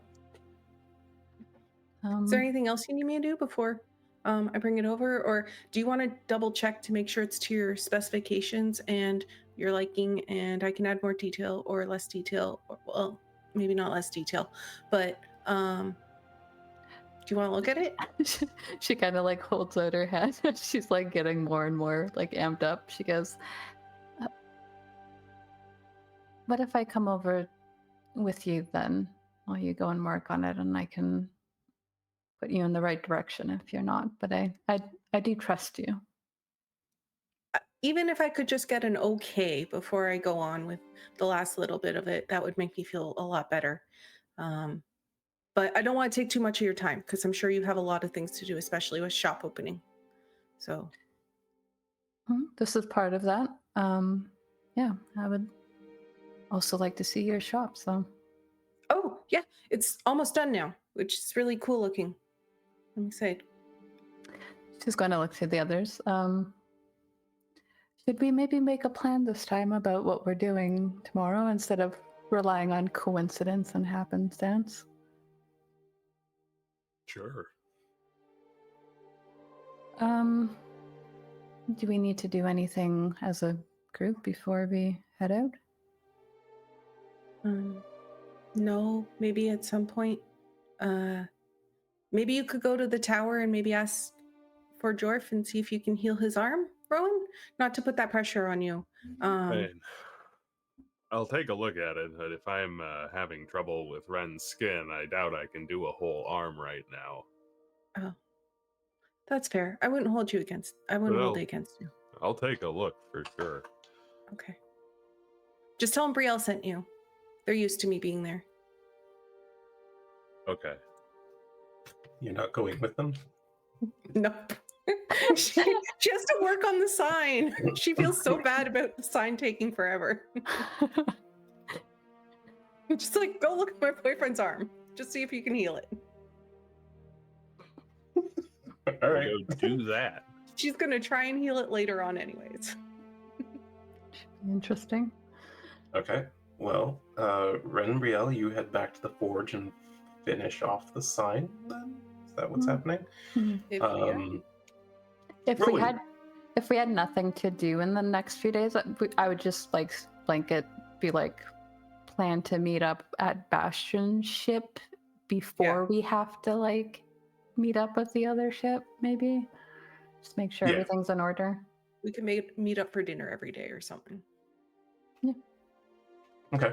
Roman, you head into the downtown quadrant of the city towards the Nebrius's tower, which now to each of you is pretty much unmissable, actually, except for Bastion. Bastion has never seen this tower before, despite wandering around the city often. I think you also narrated that Wren was having a hard time seeing it, and I think it's for personal reasons. She just doesn't want to see it. I think it was intentional on the Nebrius's part.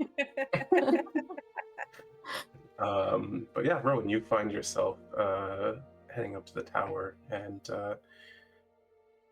as usual, there is no door there when you arrive. Just a panel you can touch. I knock on the panel. There's a moment, and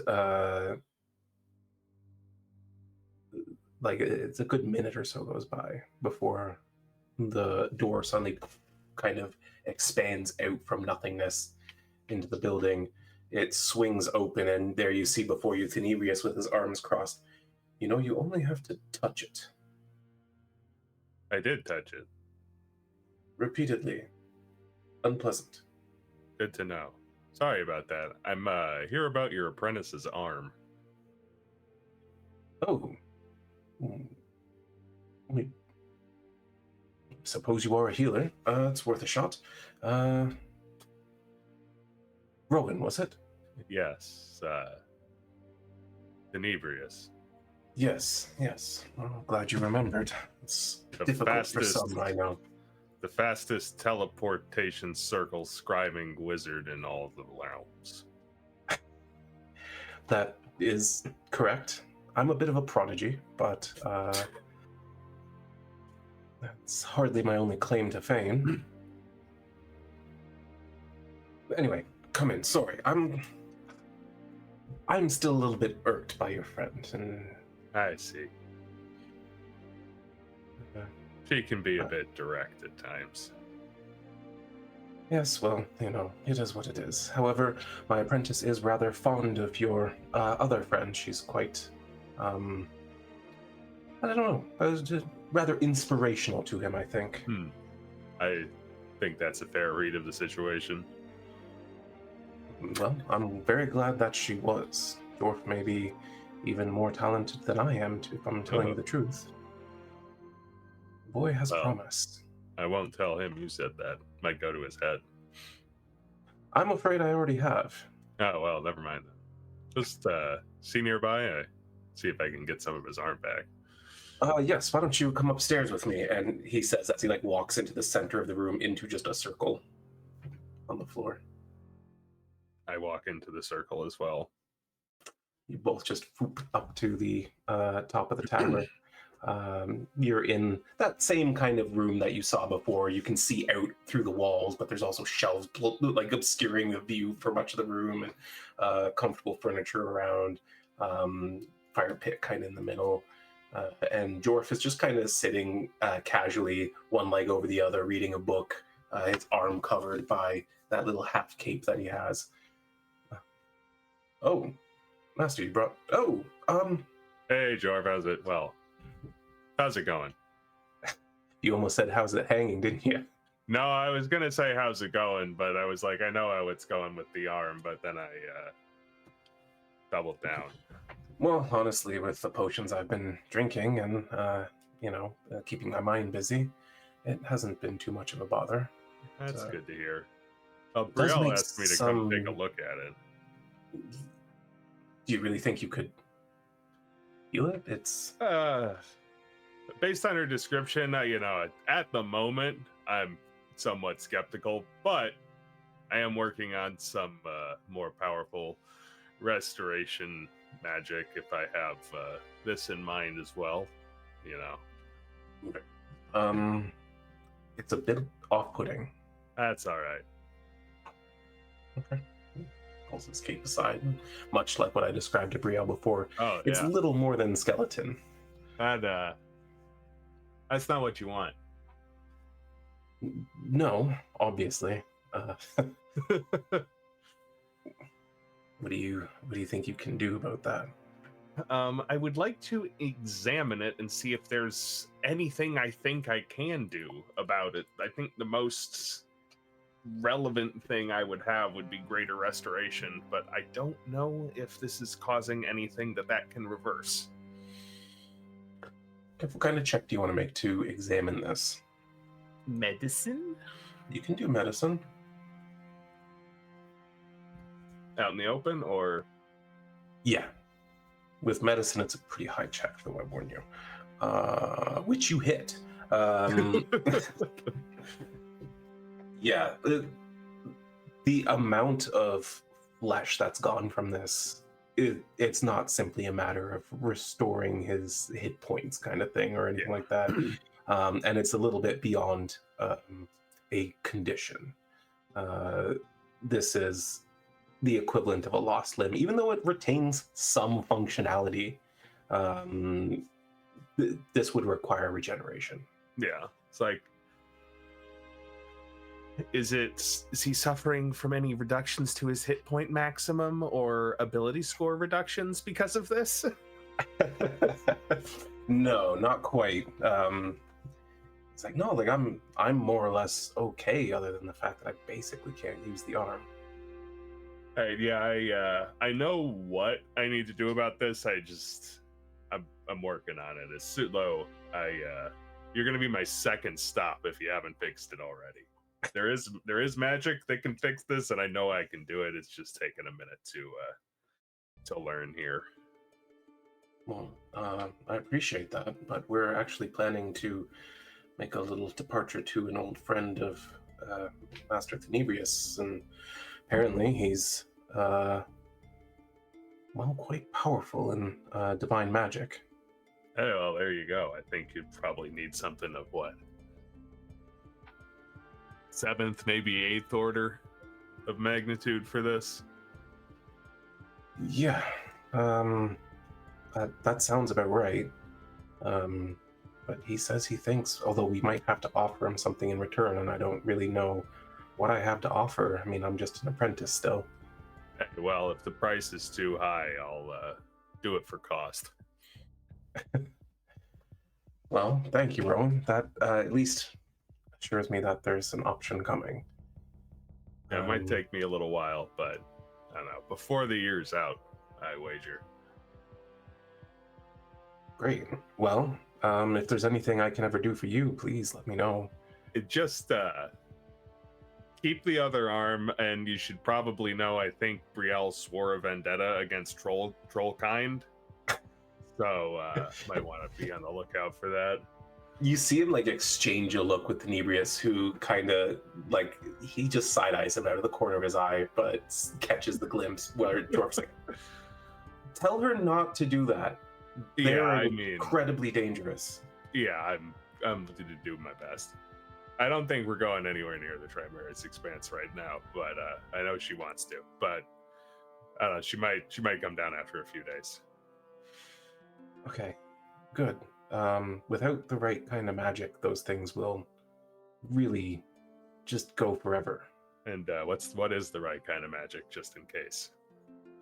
Well, it turns out that this one doesn't respond well to fire, but it will still regenerate. Okay. If you really want to stop it, it requires disintegration. Oh, okay. That's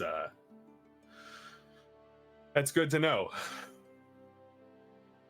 Yeah, especially because there were more of them. I've heard that you can set a pit trap and just bury them in the pit, and then they sort of suffocate and can't regenerate. That's a really good idea. That's why didn't you think of that? I don't need to. I have disintegrate. I mean, that's inefficient with your arcane energy? Isn't moving Earth a much more prudent use of magical resources? I suppose, but what's the point in having powerful magic if you're never going to use it? Well, there's that. But I'm gonna keep working on this. I'm gonna try and keep Brielle out of trouble. We're going out to sea in a few days. But gentlemen. Yeah, let me walk you out. And he leads you to the circle once more, and you kind of poof down to the bottom layer. And as he approaches the door, he waves his hand and it opens up for him. And he just kind of like puts his hand out to stop you before you step outside. Can you just promise me that you're going to look after her? Like, oh, absolutely. We all look after each other. I know. And she's been doing this so much longer than me. I just, after having seen how dangerous things can really get, I guess I'm as worried about her as she is about me. And it's hard to admit to her. She's so strong, courageous, and those eyes, those lips. I'm sorry, I'm drifting. I just wanted to decide how unhinged Rhowan's going to be in this moment. Go ahead. You're not gonna tell him that she's also a good cuddler. That wasn't it. But that would be funny. That's and She really likes when you do it doggy style. yeah, at the end of the bed sitting up. Oh, kind of look around like he's gonna tell a secret. It's not really. It's like, and we've got an insurance policy. As long as if anything bad really does happen, I can always make her a new body. So we've got an insurance plan. Okay. Wow. You guys are all really powerful too, aren't you? I guess so. Well, I guess that makes me feel better. You got this new guy who can control the weather. That's really cool. Yeah. And you're going out to sea, so okay. Really useful. Yeah. Well, it's like the fates are just kind of, coming together to make sure you guys are really well suited to what you're doing. Really does seem that way, doesn't it? But But I maybe should be one day I getting can on. join you. That would be excellent. But Connie here's got to have some lunch, so we better get out to the fields. All right. Well, take care of yourself, Rhowan. You do the same thing, Jorf. Try.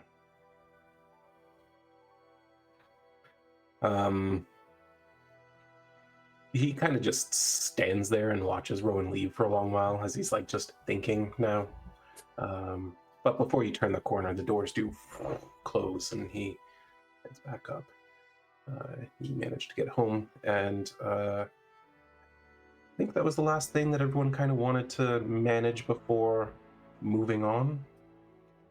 Is that correct? I know you wanted to do the sign thing and everything, but is there anything you need to roleplay out of that, or knowledge that Brielle finishes the sign, I don't think so. you get it installed?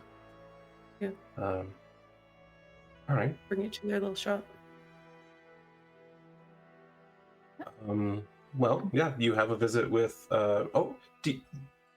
Vix, do you want to roleplay introducing your friend to Garrett? Because this is the first time this has happened. Mhm. Okay. So the following day around noon, Brielle arrives at your shop, the Iron Wren, with the sign. Oh, Really excitedly knocking. Before she gets there, Ren's like, okay, I know that your inclination is probably going to be to continue to talk about me while I'm right here. I just want to remind you that that is not my comfort zone. Right. But how often do I get to meet a friend of yours? I suppose you can this one time. That's right before the very excited knocking. I'm very excited to even learn you have a second friend. And Garrett goes to the door and opens it up as he like backs up in his wheelchair. You must be Brielle. Yes, Brielle Emerglow of the Phoenix Forge. Pleasure to meet you. Very nice to meet you. You can just call me Garrick. Garrick. She's gonna look at Wren. Are you guys dating? She said you're like my dwarf. Are you the Garrick? Is that the Garrick? He just very smugly turns about 45 degrees and looks at her. I suppose that is exactly how you can describe our relationship. Awesome. Nice to meet you. She's like enthusiastically shaking. Yes, of course. We have been dating for a little while now. So you're dating this dwarf fellow then? Yes, he's a very powerful wizard. Oh, interesting. I should like to meet him. I dabble in the arcane arts myself. Oh, I don't know that you'll be able to really find him because he's kind of in a tower that you gotta know a guy to get into. Oh, he's Thenebrius's new apprentice. Yes. Oh. Well, I did not know that. Charming Is young that good? fellow. Oh, you've met him? Of course. Oh. I'm gonna tell him you said that about him. Brielle's trying so hard to be like proper. She's like, thank you. So am I to take it then that you're the one that encouraged him to chase after magic in the first place?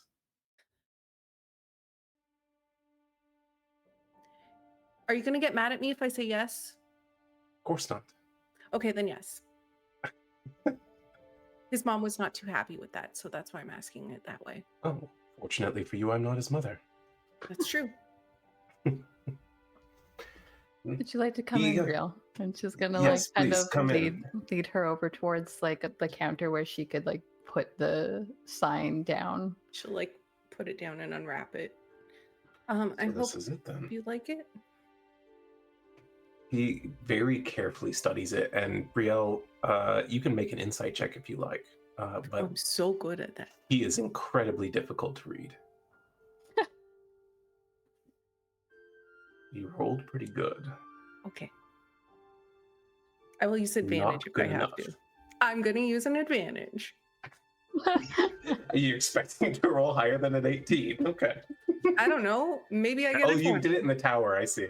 There's a 20 on the die. That's true. Unfortunately, you rolled an 18 again. Damn. And with his expertise and high charisma, you unfortunately could not beat his 9.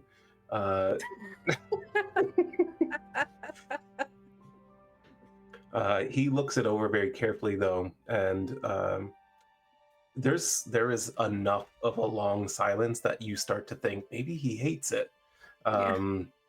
I But can change it if you don't like it. If there's anything not to your specifications. I think it's perfect. Really? Really, it's subtle and yet evocative. It's Wren's design.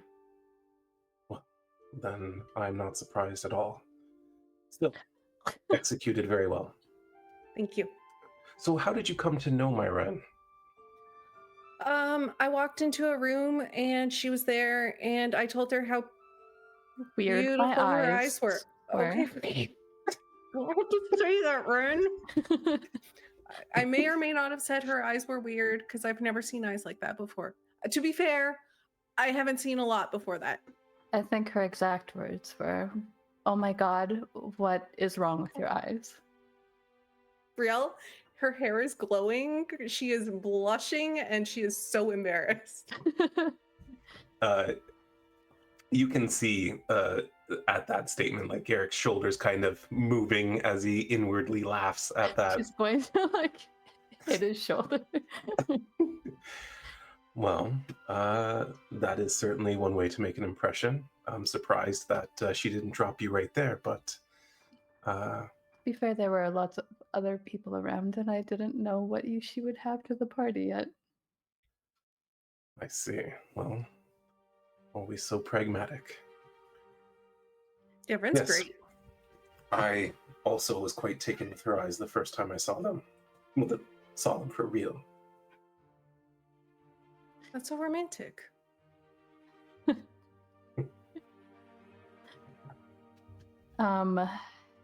Anyway, that kind of like covers the sign back up.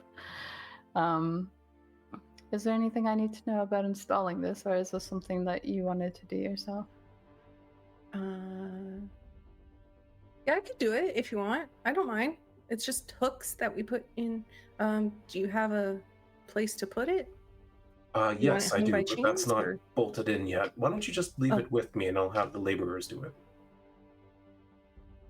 She'll look at Wren like, if that's okay, I'm okay with it. He's mostly in charge around here. Okay. Yeah, that's fine. But well, before you go, why don't I show you around? That'd be great. The storefront is not massive, but it's also not a tiny little cozy shop. It is moderately sized. You have about 3 what you might call aisles kind of thing, more like long tables in between, with things just sat on top. Nothing overtly insanely expensive out on the tables, though. If you neither of you are particularly perceptive, are you? Nope.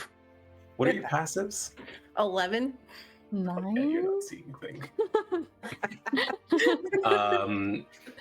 But you do see that like the things on the tables are well crafted. They certainly aren't mundane items by any stretch, but like common and uncommon magic items kind of thing. The things that are more valuable are in cases off to the sides in the corners, and you also see that behind the counter is a number of things that are in glass cases. But as he shows you around and kind of points out a few interesting curiosities that he's acquired over the years, he then moves towards the back end of the shop where you see there's 2 kind of just open, what's the word I'm looking for? Like rectangular prisms that go vertically. And he kind of backs his chair up into one, and the platform underneath it just goes up to the second story. And then as you follow in suit and step into it, the same thing happens.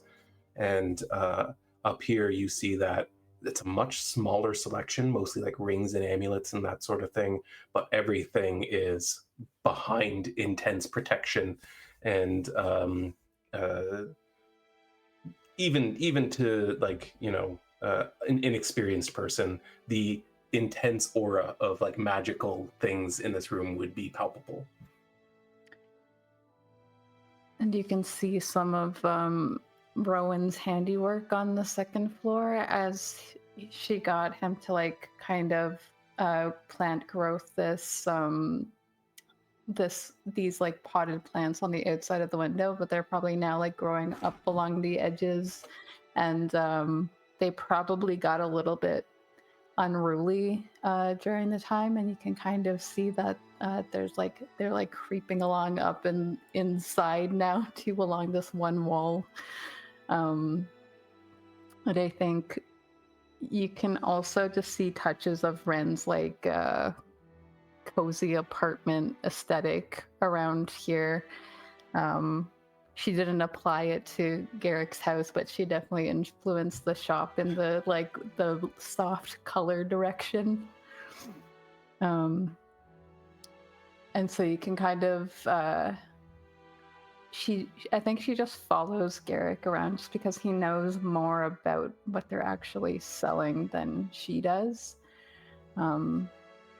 And by now, I think this morning she probably handed him any of the sort of magic weapons that she definitely wasn't going to use that they've picked up along the way. And so those are probably on display somewhere in the shop. Yeah, and he points out, like, some of the things in this room, of course, I would only bring the most upscale clientele up here, but I have some of the most valuable things I've ever acquired, and mostly above board, but for the ones that aren't, the statute of limitations as far as exceeded. And I even have a few things that are here on commission. Some very talented craftsmen, including Tenebrius, actually, have put together a few items to be sold here. I would take, of course, a cut of the sale and then send him the remainder. I love that you're supporting everyone in the town. Like, it's like a whole group thing. Tenebrius can drop stuff off here. Wren can go on adventures and help you out. One thing that I've always done very well is make connections. Speaking of which, Wren, you might recognize some of the handiwork of that craftsman we discussed the other night, if you go behind the counter here. So take a look. Just what appears to be a brick there, just on the upper left-hand side. Would she like interact? Yeah. You go to touch it, and your hand goes through the brick into a space where there's like a pressure plate pressed down, and it's really cool that you can do that, she says to Garrick. When you do that, panel on the floor opens up, and you see a similar, not the same, but a similar looking safe in his floor. We had a little bit left over once I was done, acquiring everything we needed, and, well, I commissioned him to do a smaller job than our friend did. But I think it will suffice for anything of true value and concern. Well, I think we can trust Brielle here to not spread the word. Oh yeah, any secret you tell me, I won't tell a soul. Well, I appreciate that, though even if someone knew the location of the safe, getting into it would not be so easy.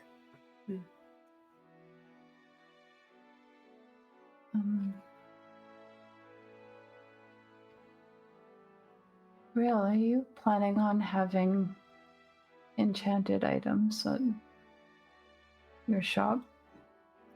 I mean, Jorf offered. He did. But then I'm kind of worried about the whole magic and the Calderite, and we'll figure that out. He said he'd make like a flaming axe or something like that for me to sell, or like lots of weapons that could be on fire. Is that what you mean? Yeah. Yes, if you're looking to sell enchanted weapons, then you could always funnel some through my shop. Okay, that sounds good. Diversify, like Bastion said. Yes. Especially if you create anything truly valuable and you're concerned about safety. My parents, eventually my dad will be there, and I'm really not concerned about safety at that point because my dad could kick anyone's ass. But maybe until then, if I If he come was across aware of their anything. presence, perhaps.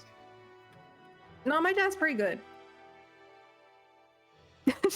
She's going to look at Garrick. I'm sure they've had conversations about Brielle before of how she's very confident in herself and is just kind of like, do you see what I mean? Very well. Well, should you change your mind, the I'll options keep open you to in mind. Very good. Well, let me escort you back down. As you head back down and out, he doesn't seem like he's rushing Brielle out, but he's kind of curt about like having other things to see to before the end of the day. But before he sends you off like completely, he just says, "Oh, and once you return, you absolutely need to stop by our house for dinner." Oh, I would love that. Actually, can I talk to you in private just before we go? Me? Yeah. Wren, are you comfortable with this? It's nothing bad, I promise. I'll tell you exactly what it is in a bit. I'm fine with it. She'll kind of excuse herself, make herself busy somewhere else. All right. Okay, I just have two things I want you to know, and I don't want Wren to know because she gets a little uncomfortable sometimes. First is my boyfriend's worried that I'm going to be in trouble when we're adventuring, so I want you as her boyfriend to know I will make sure nothing happens to her. And I will try my hardest. He does legitimately, he laughs, like not at her, but like, Yeah. he's amused by this. I really appreciate you saying that, but I've never I know been she can take care of herself. scared of I know. what exactly. I know. As long But as just she in doesn't get case, too overconfident, I'm sure she'll be fine. I tend to humble her sometimes, and I don't know how, but it happens. I think we'll be fine. Okay, second part. This is the part that she technically knows, but I know if she finds out I'm telling you this, she's gonna be really mad at me. But Okay. when she stays over, can you make sure you tell her that you love her before you go to bed every night? Because she needs to know that. And I can't be here all the time now, so that's your job. Deal? Have they said that to each other, Wren?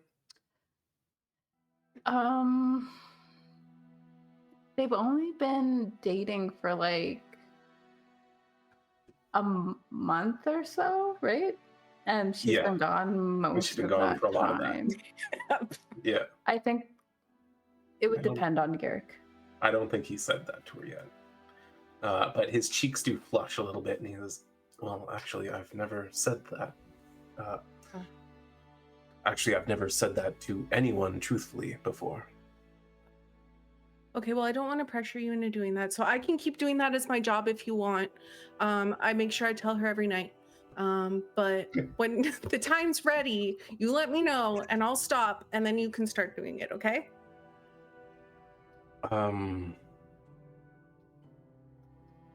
No pressure. I mean, I appreciate that.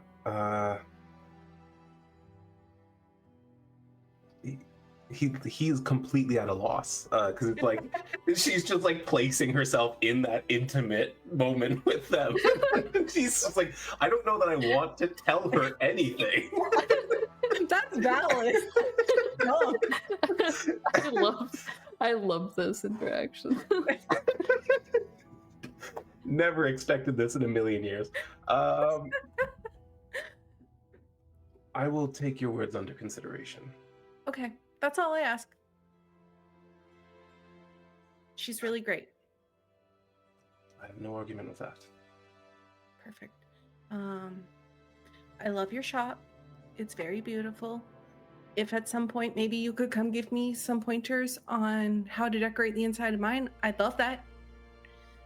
Well, actually, And- Wren handled the bulk of the decoration. I just kind of put things out. Oh, perfect. I'll ask her then. And I guess I'll leave so Wren doesn't think this is too suspicious. But it was a pleasure meeting you. You don't know her that well, do you?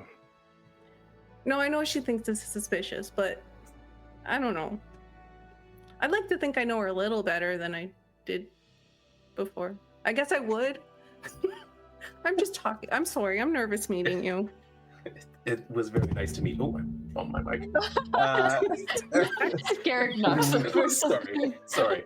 He just like kind of puts a hand on his shoulder. It was very nice to meet you, Brielle. Yeah. Nice to meet you I've too. done that before. And she'll start to like leave. This whole conversation threw me so off. Like, We finally learned how to make Garrick flustered. Brielle in her room. Brielle. just let me know when you've told her you love her. And then I'll tell her I love her. Yeah. Brent's gonna be like, that's a weird coincidence. Oh man, Megan, that's twice tonight. You've gotten so fucking unhinged.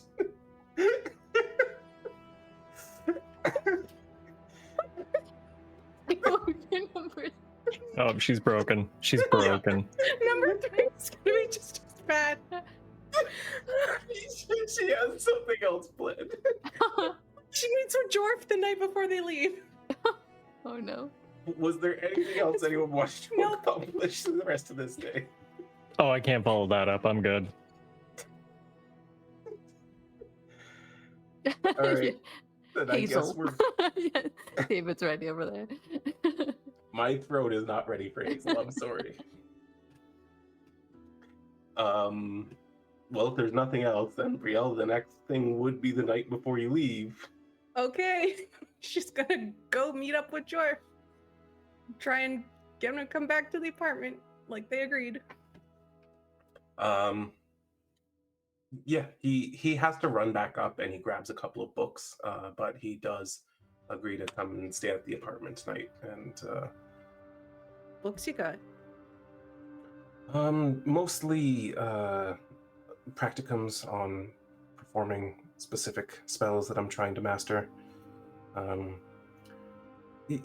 The interesting thing about some of these higher level spells is that not every wizard casts them exactly the same way. There's different ways to kind of coax the magic to take effect, and I'm finding that the Nebrius's method just doesn't mesh well with me for some of these. It's cool that you can make your own though and still make them work. Yeah, except you have to figure out how to do that, and it's I feel like my progress has slowed, and I'm reading about how other wizards have developed the same kinds of magic and hoping that something clicks. You will. I believe in you. You're smart enough. Yeah, I guess. I'm glad that you have so much faith in me, but conjuration just doesn't work as well for me as it does for him. Maybe it's not your thing. Maybe you're good at something else. Maybe something else is gonna like. You said you were good with fire, so maybe like fire is your calling. Maybe, but I really want to get to the point that I can master a certain spell so I can go to you whenever you need me. What's that spell? Well, it's called teleportation, and it would mean that I could just cast my spell and appear anywhere else. That would be. Whoa.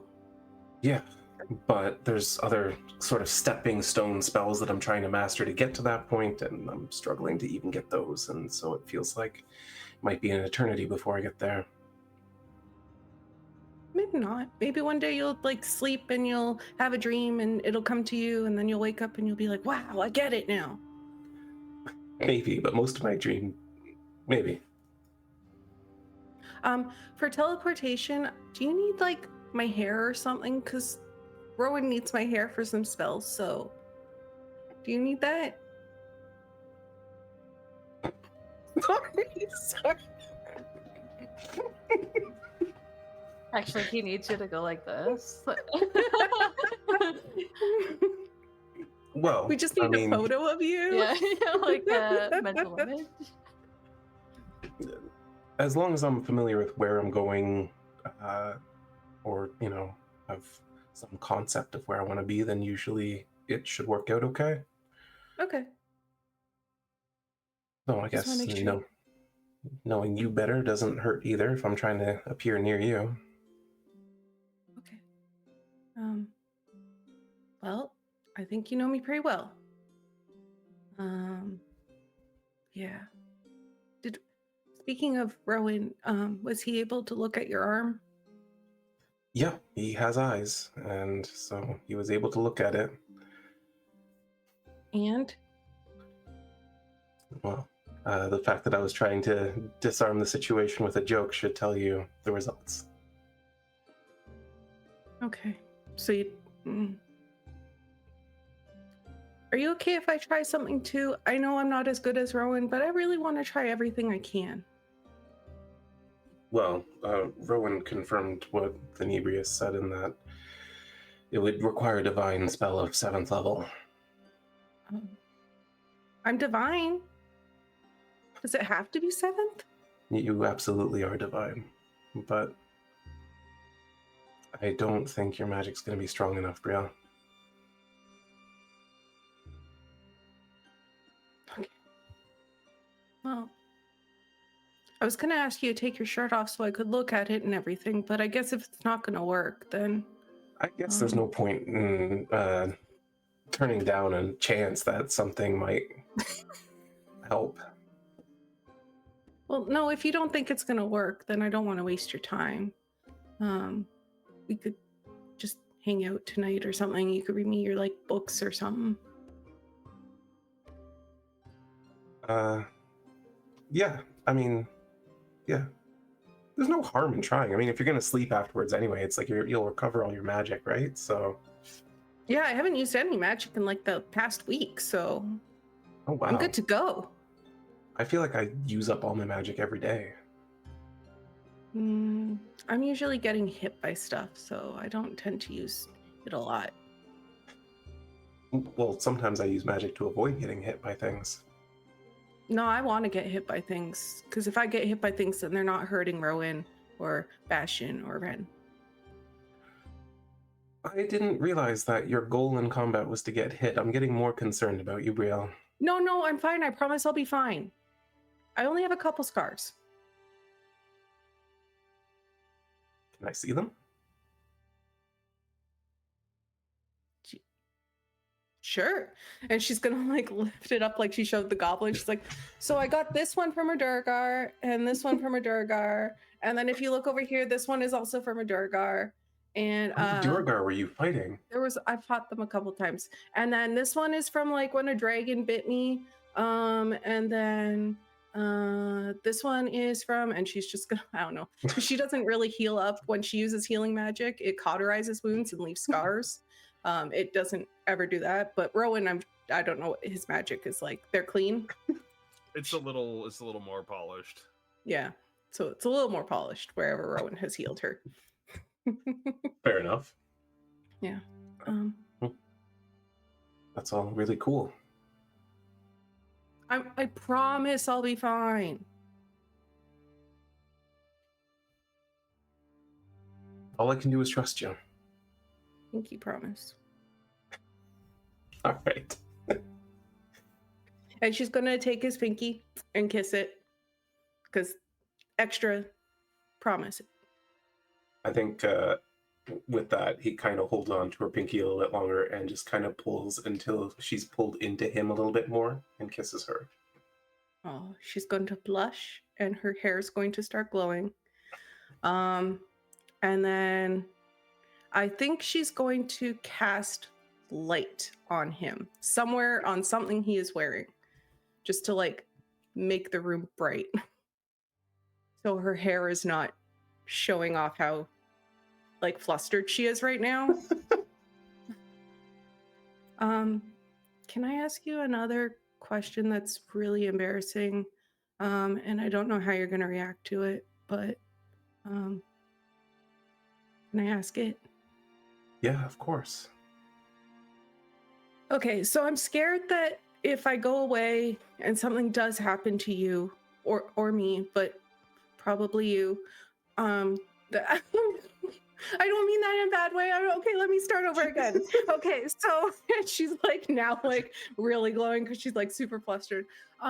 Okay, so essentially I'm worried that I'm gonna go and I might be gone for a while, or like when you meet my dad will kill you, or things like that. And I'm worried, and I don't want to let opportunities go by.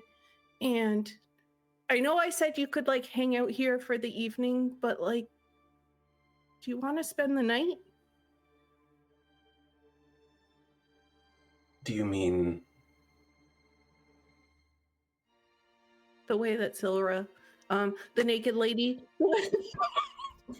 So the naked lady taught me that when you say spend the night, it means that you want to do more than just kiss. And so, that sword almost passed out. All the blood shot into my brain at once.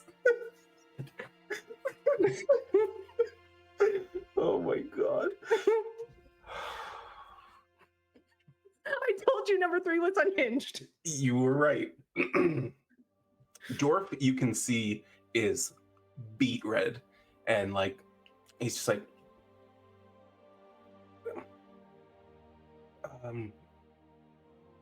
if you're sure you're ready, then yeah, there's nothing that I want more. The only thing is I'm concerned about your arm. It's hurting me right now. I can't use it very well, but I've got another one and other things. I read about that in a book. I am very well aware you have that. Can you kiss me or something so I stop talking? Because this is really uncomfortable. And he for just me. like Okay, immediately takes her at the cheek and kisses her, and then Yep. We will fade away from Fade to that black. scene as two people, for the very first time, discover each other's bodies. I wonder how it went. I don't know. But the back end of Top Down, we'll figure that out later, I'm sure.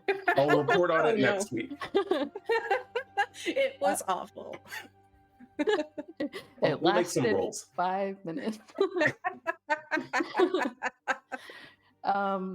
There was one thing I did want to do before we left as well.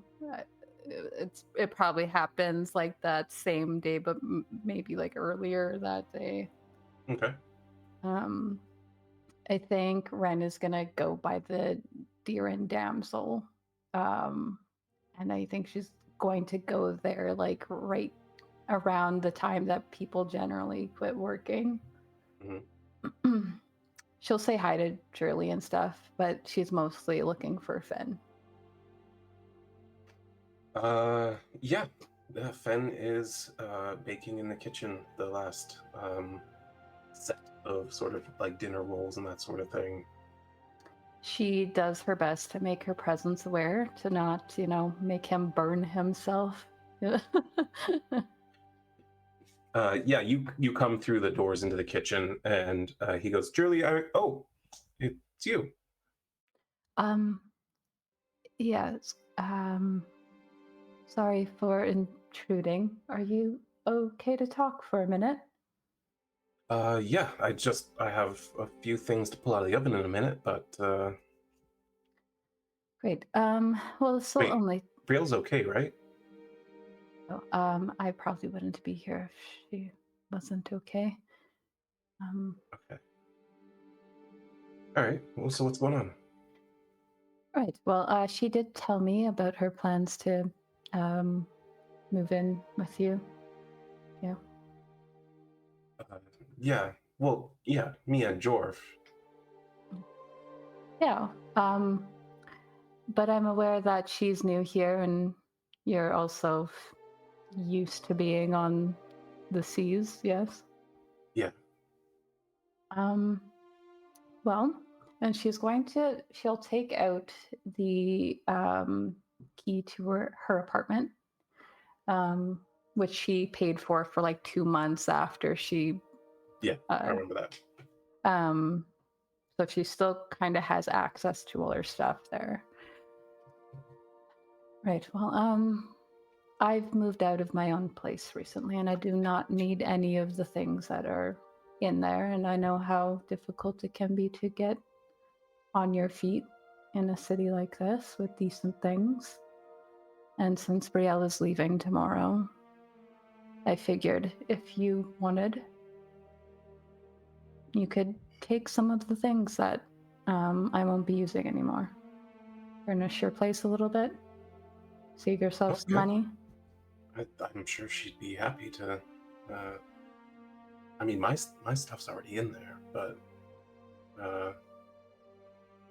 yeah, I'm sure it'll all come in handy. Are you sure that's? I'm fully taken care of. You know, not going to suddenly need to go back or anything. I don't think so.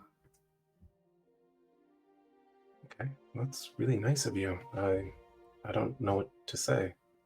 Well, it's mostly for Brielle, not you. Not that I have anything against you. Right. I hardly know you. So, yeah, that's kind of why. I'm mostly asking you to do the manual labor of getting it over to your apartment is all that it is. I know. But you know, that's such a nice thing to do. Yeah, I'd be happy to. I'd be happy to help her out. Well, Brielle has become very important to me. If you tell her that, though, I will hunt you down. And Yes, she gives him a smile. It's really hard to tell if she's joking. And she's going to give him the key. Just don't make any problems, and she'll give him the address to the place. And I only have it until the end of next month, so you have some time. Yeah, I'll take care of it this week. I'm sure Jorf could help you. Well, could have. I don't know if you heard. Kind of messed up his arm. I heard bits and pieces very vaguely. That's about what's left. I see. Well, then I chose the right person to hand this off to. I was thinking about talking to Jorf, but he hangs out somewhere that I don't think I'm very welcome. Well, Thenibrius doesn't like you either. She cocks her head to the side. Have you gotten on his bad side? I think so. He's made comments about me constantly interrupting them. It was like twice. It might have been 3 times. Wizards are like that, from what I've seen. Yeah, a bit temperamental. It seems like some of their process is so fragile that if you say something while they're in the middle of it, that could completely disrupt it.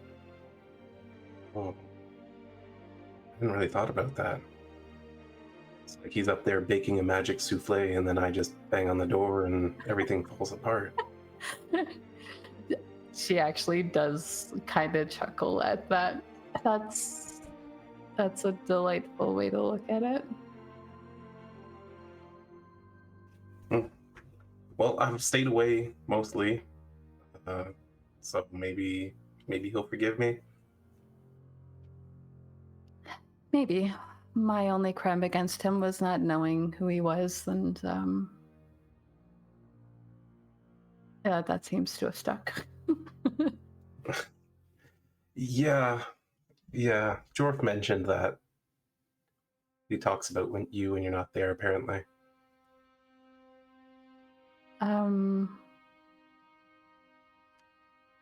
That's fair. Well, from what I hear, he's really quite famous. I guess he just doesn't run in our circles. My circles are far from here. Well, it makes sense then. But hey, thank you. I gotta get back to baking, but Yes, I hope you weren't in the middle of a souffle. nothing that fancy here most nights. All right. Well, take care then. You too. And take care of Brielle for me. She just gives a nod. She was like, she's not quite as expressive about the whole taking care of each other thing as the others seem to be. Right. Well, you guys all managed to have the nights that you have. And in the morning, you're all expected to meet at the docks to oversee the crewing of Bastion's ship and meeting with Drindle, who is preparing the shipment to go into his cargo ship and the long journey across the ocean to the Empire. As you arrive in the morning, you see Syrah and the other administrator on the docks, a number of well-armed men in the same usual polished uniforms that look pristine, standing around Wilton Drindle. And as you come a little bit closer, you notice another figure, smaller figure, on their knees on the dock in front of Drindle. And as you come into view, you see your good old friend.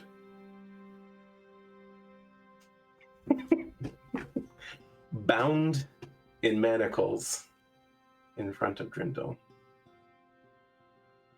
His name left my brain for a second. Friedrich Fingerling. The bard and member of the Swindell Company that gave you so much trouble so long ago. As you walk down the docks towards them, and the group kind of takes notice of you, for a split second, you see Friedrich Fingerling. I see the incredulousness in chat. You see Friedrich kind of look up just a little bit, see three of you that he recognizes, and his head just slumps all the way down.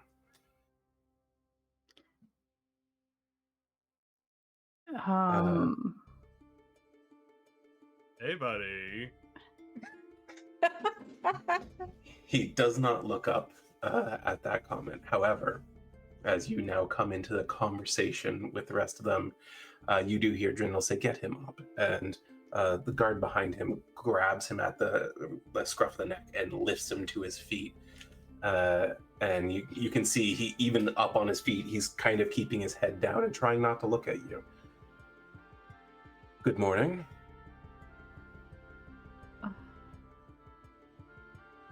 Good morning indeed. Well, I have good news and bad news. We managed to find the secret passage they were using. Wasn't easy.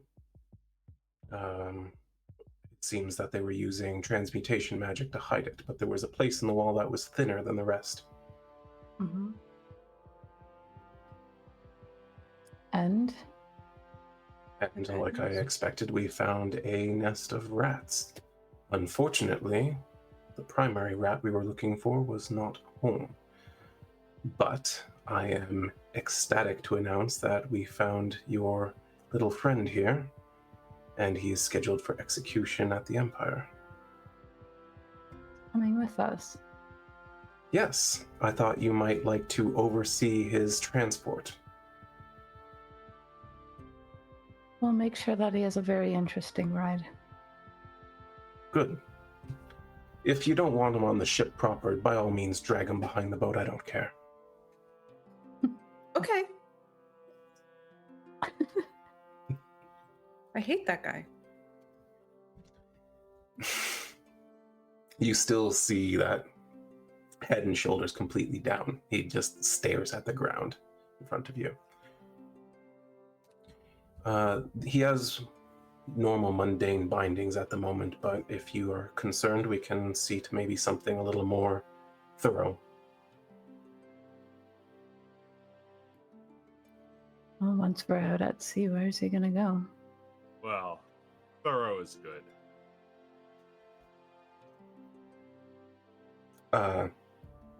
Syrah. Yes, sir. I mean, Mr. Drindle. I mean, you're still sir. I don't know. Yes? Why don't you go down to my ship and get one of those silence manacles that we use sometimes? And, of course, if you need to converse with him, you'll have to remove these. But it will prevent him from using any verbal components. Good, I don't like hearing him talk. I appreciate it. Yeah. You do these days. In fact, I think that part of this whole situation was his own people ousting him. Huh. Still, he will burn for his crimes.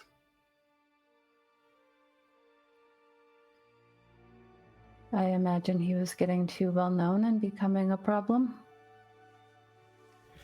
Seems like that's their way. Someone sticks their neck out a little too far, and it's time to send them to the chopping block. This is exactly why I don't like them. The real rats remain underground. But we're searching.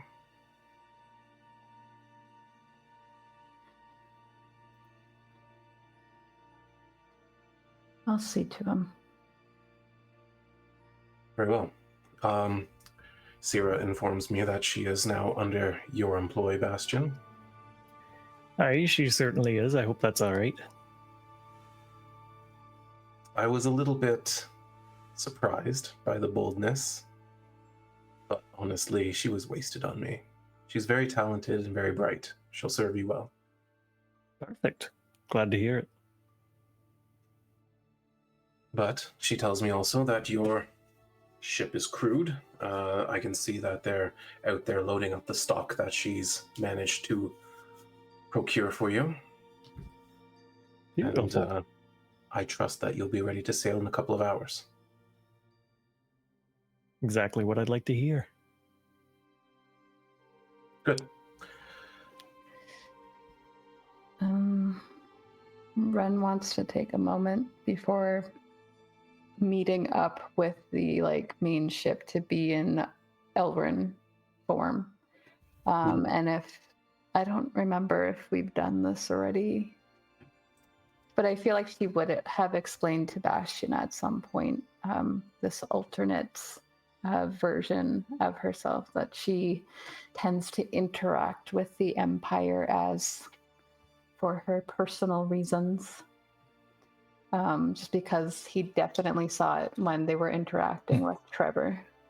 Yeah, he'd be fine with it so long as you told him why.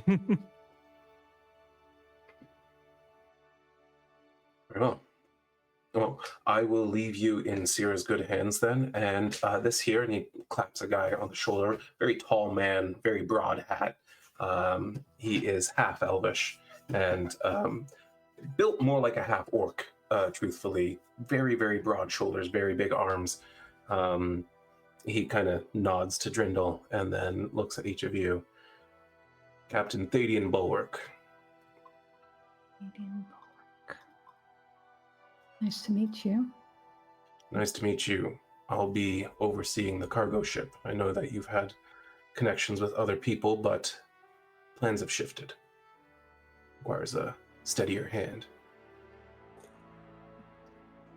All right. Can't complain about that.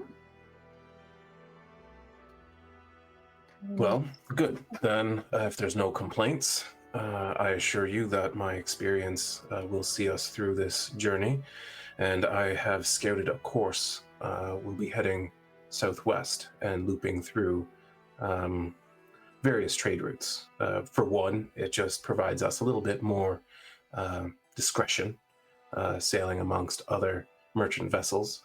And for two, we're avoiding the churn that's coming up in the east. I don't know if any of you have heard, but the Eastern Pass is a mess. I've heard. I'd be willing to try it myself, but doesn't make sense with the current situation. Yeah, I've heard about your talents, and honestly, I can't wait to see them in action. But with a ship like this, I think even the kinds of waves we'd be passing through might be something a little Not worth bit the risk. too dangerous. Yeah. Last thing I want to do is blow up. So we'll take it safe. We'll take it slow. I think we'll be there in 3 weeks. Perfect. Of course, we have some stops planned.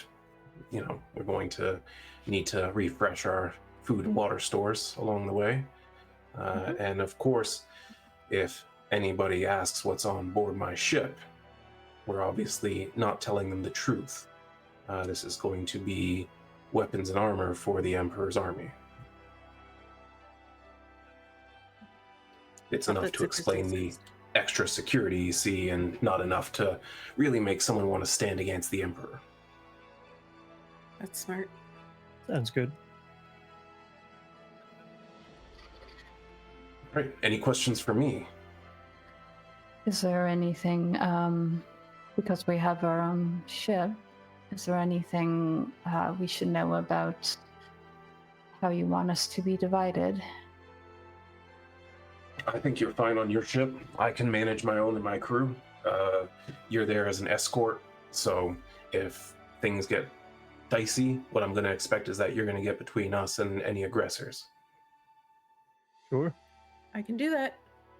All right, then what we're going to do is we're going to sail out of range of whatever it is they're attempting, and if we can, from that range, we'll support you with whatever fire we got. But we're keeping ours to a minimum because, again, the last thing we need is... To go sky high. Exactly. Yeah. The little one, the feisty guy that, put this all together, he made it very clear in no uncertain terms just how much danger we're in by having this stuff aboard. Yes, you made us aware as well.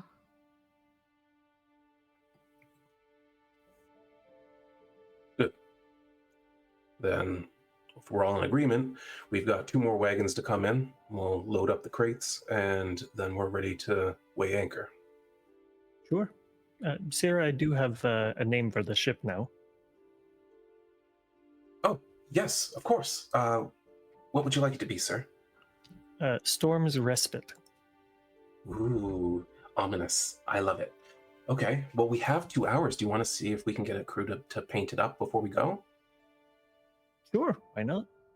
All right. I think I can get it done for 6 silver. All right. I'll give her the 6 silver. She immediately sprints down the dock, and at full speed, and then you see her take a right angle without even slowing down another dock, and she pulls 2 guys out of like a little boat, and she's pointing at your ship, and before too long you see them kind of disappear below deck again and come up with buckets of paint, and they take a little landing craft out towards your ship.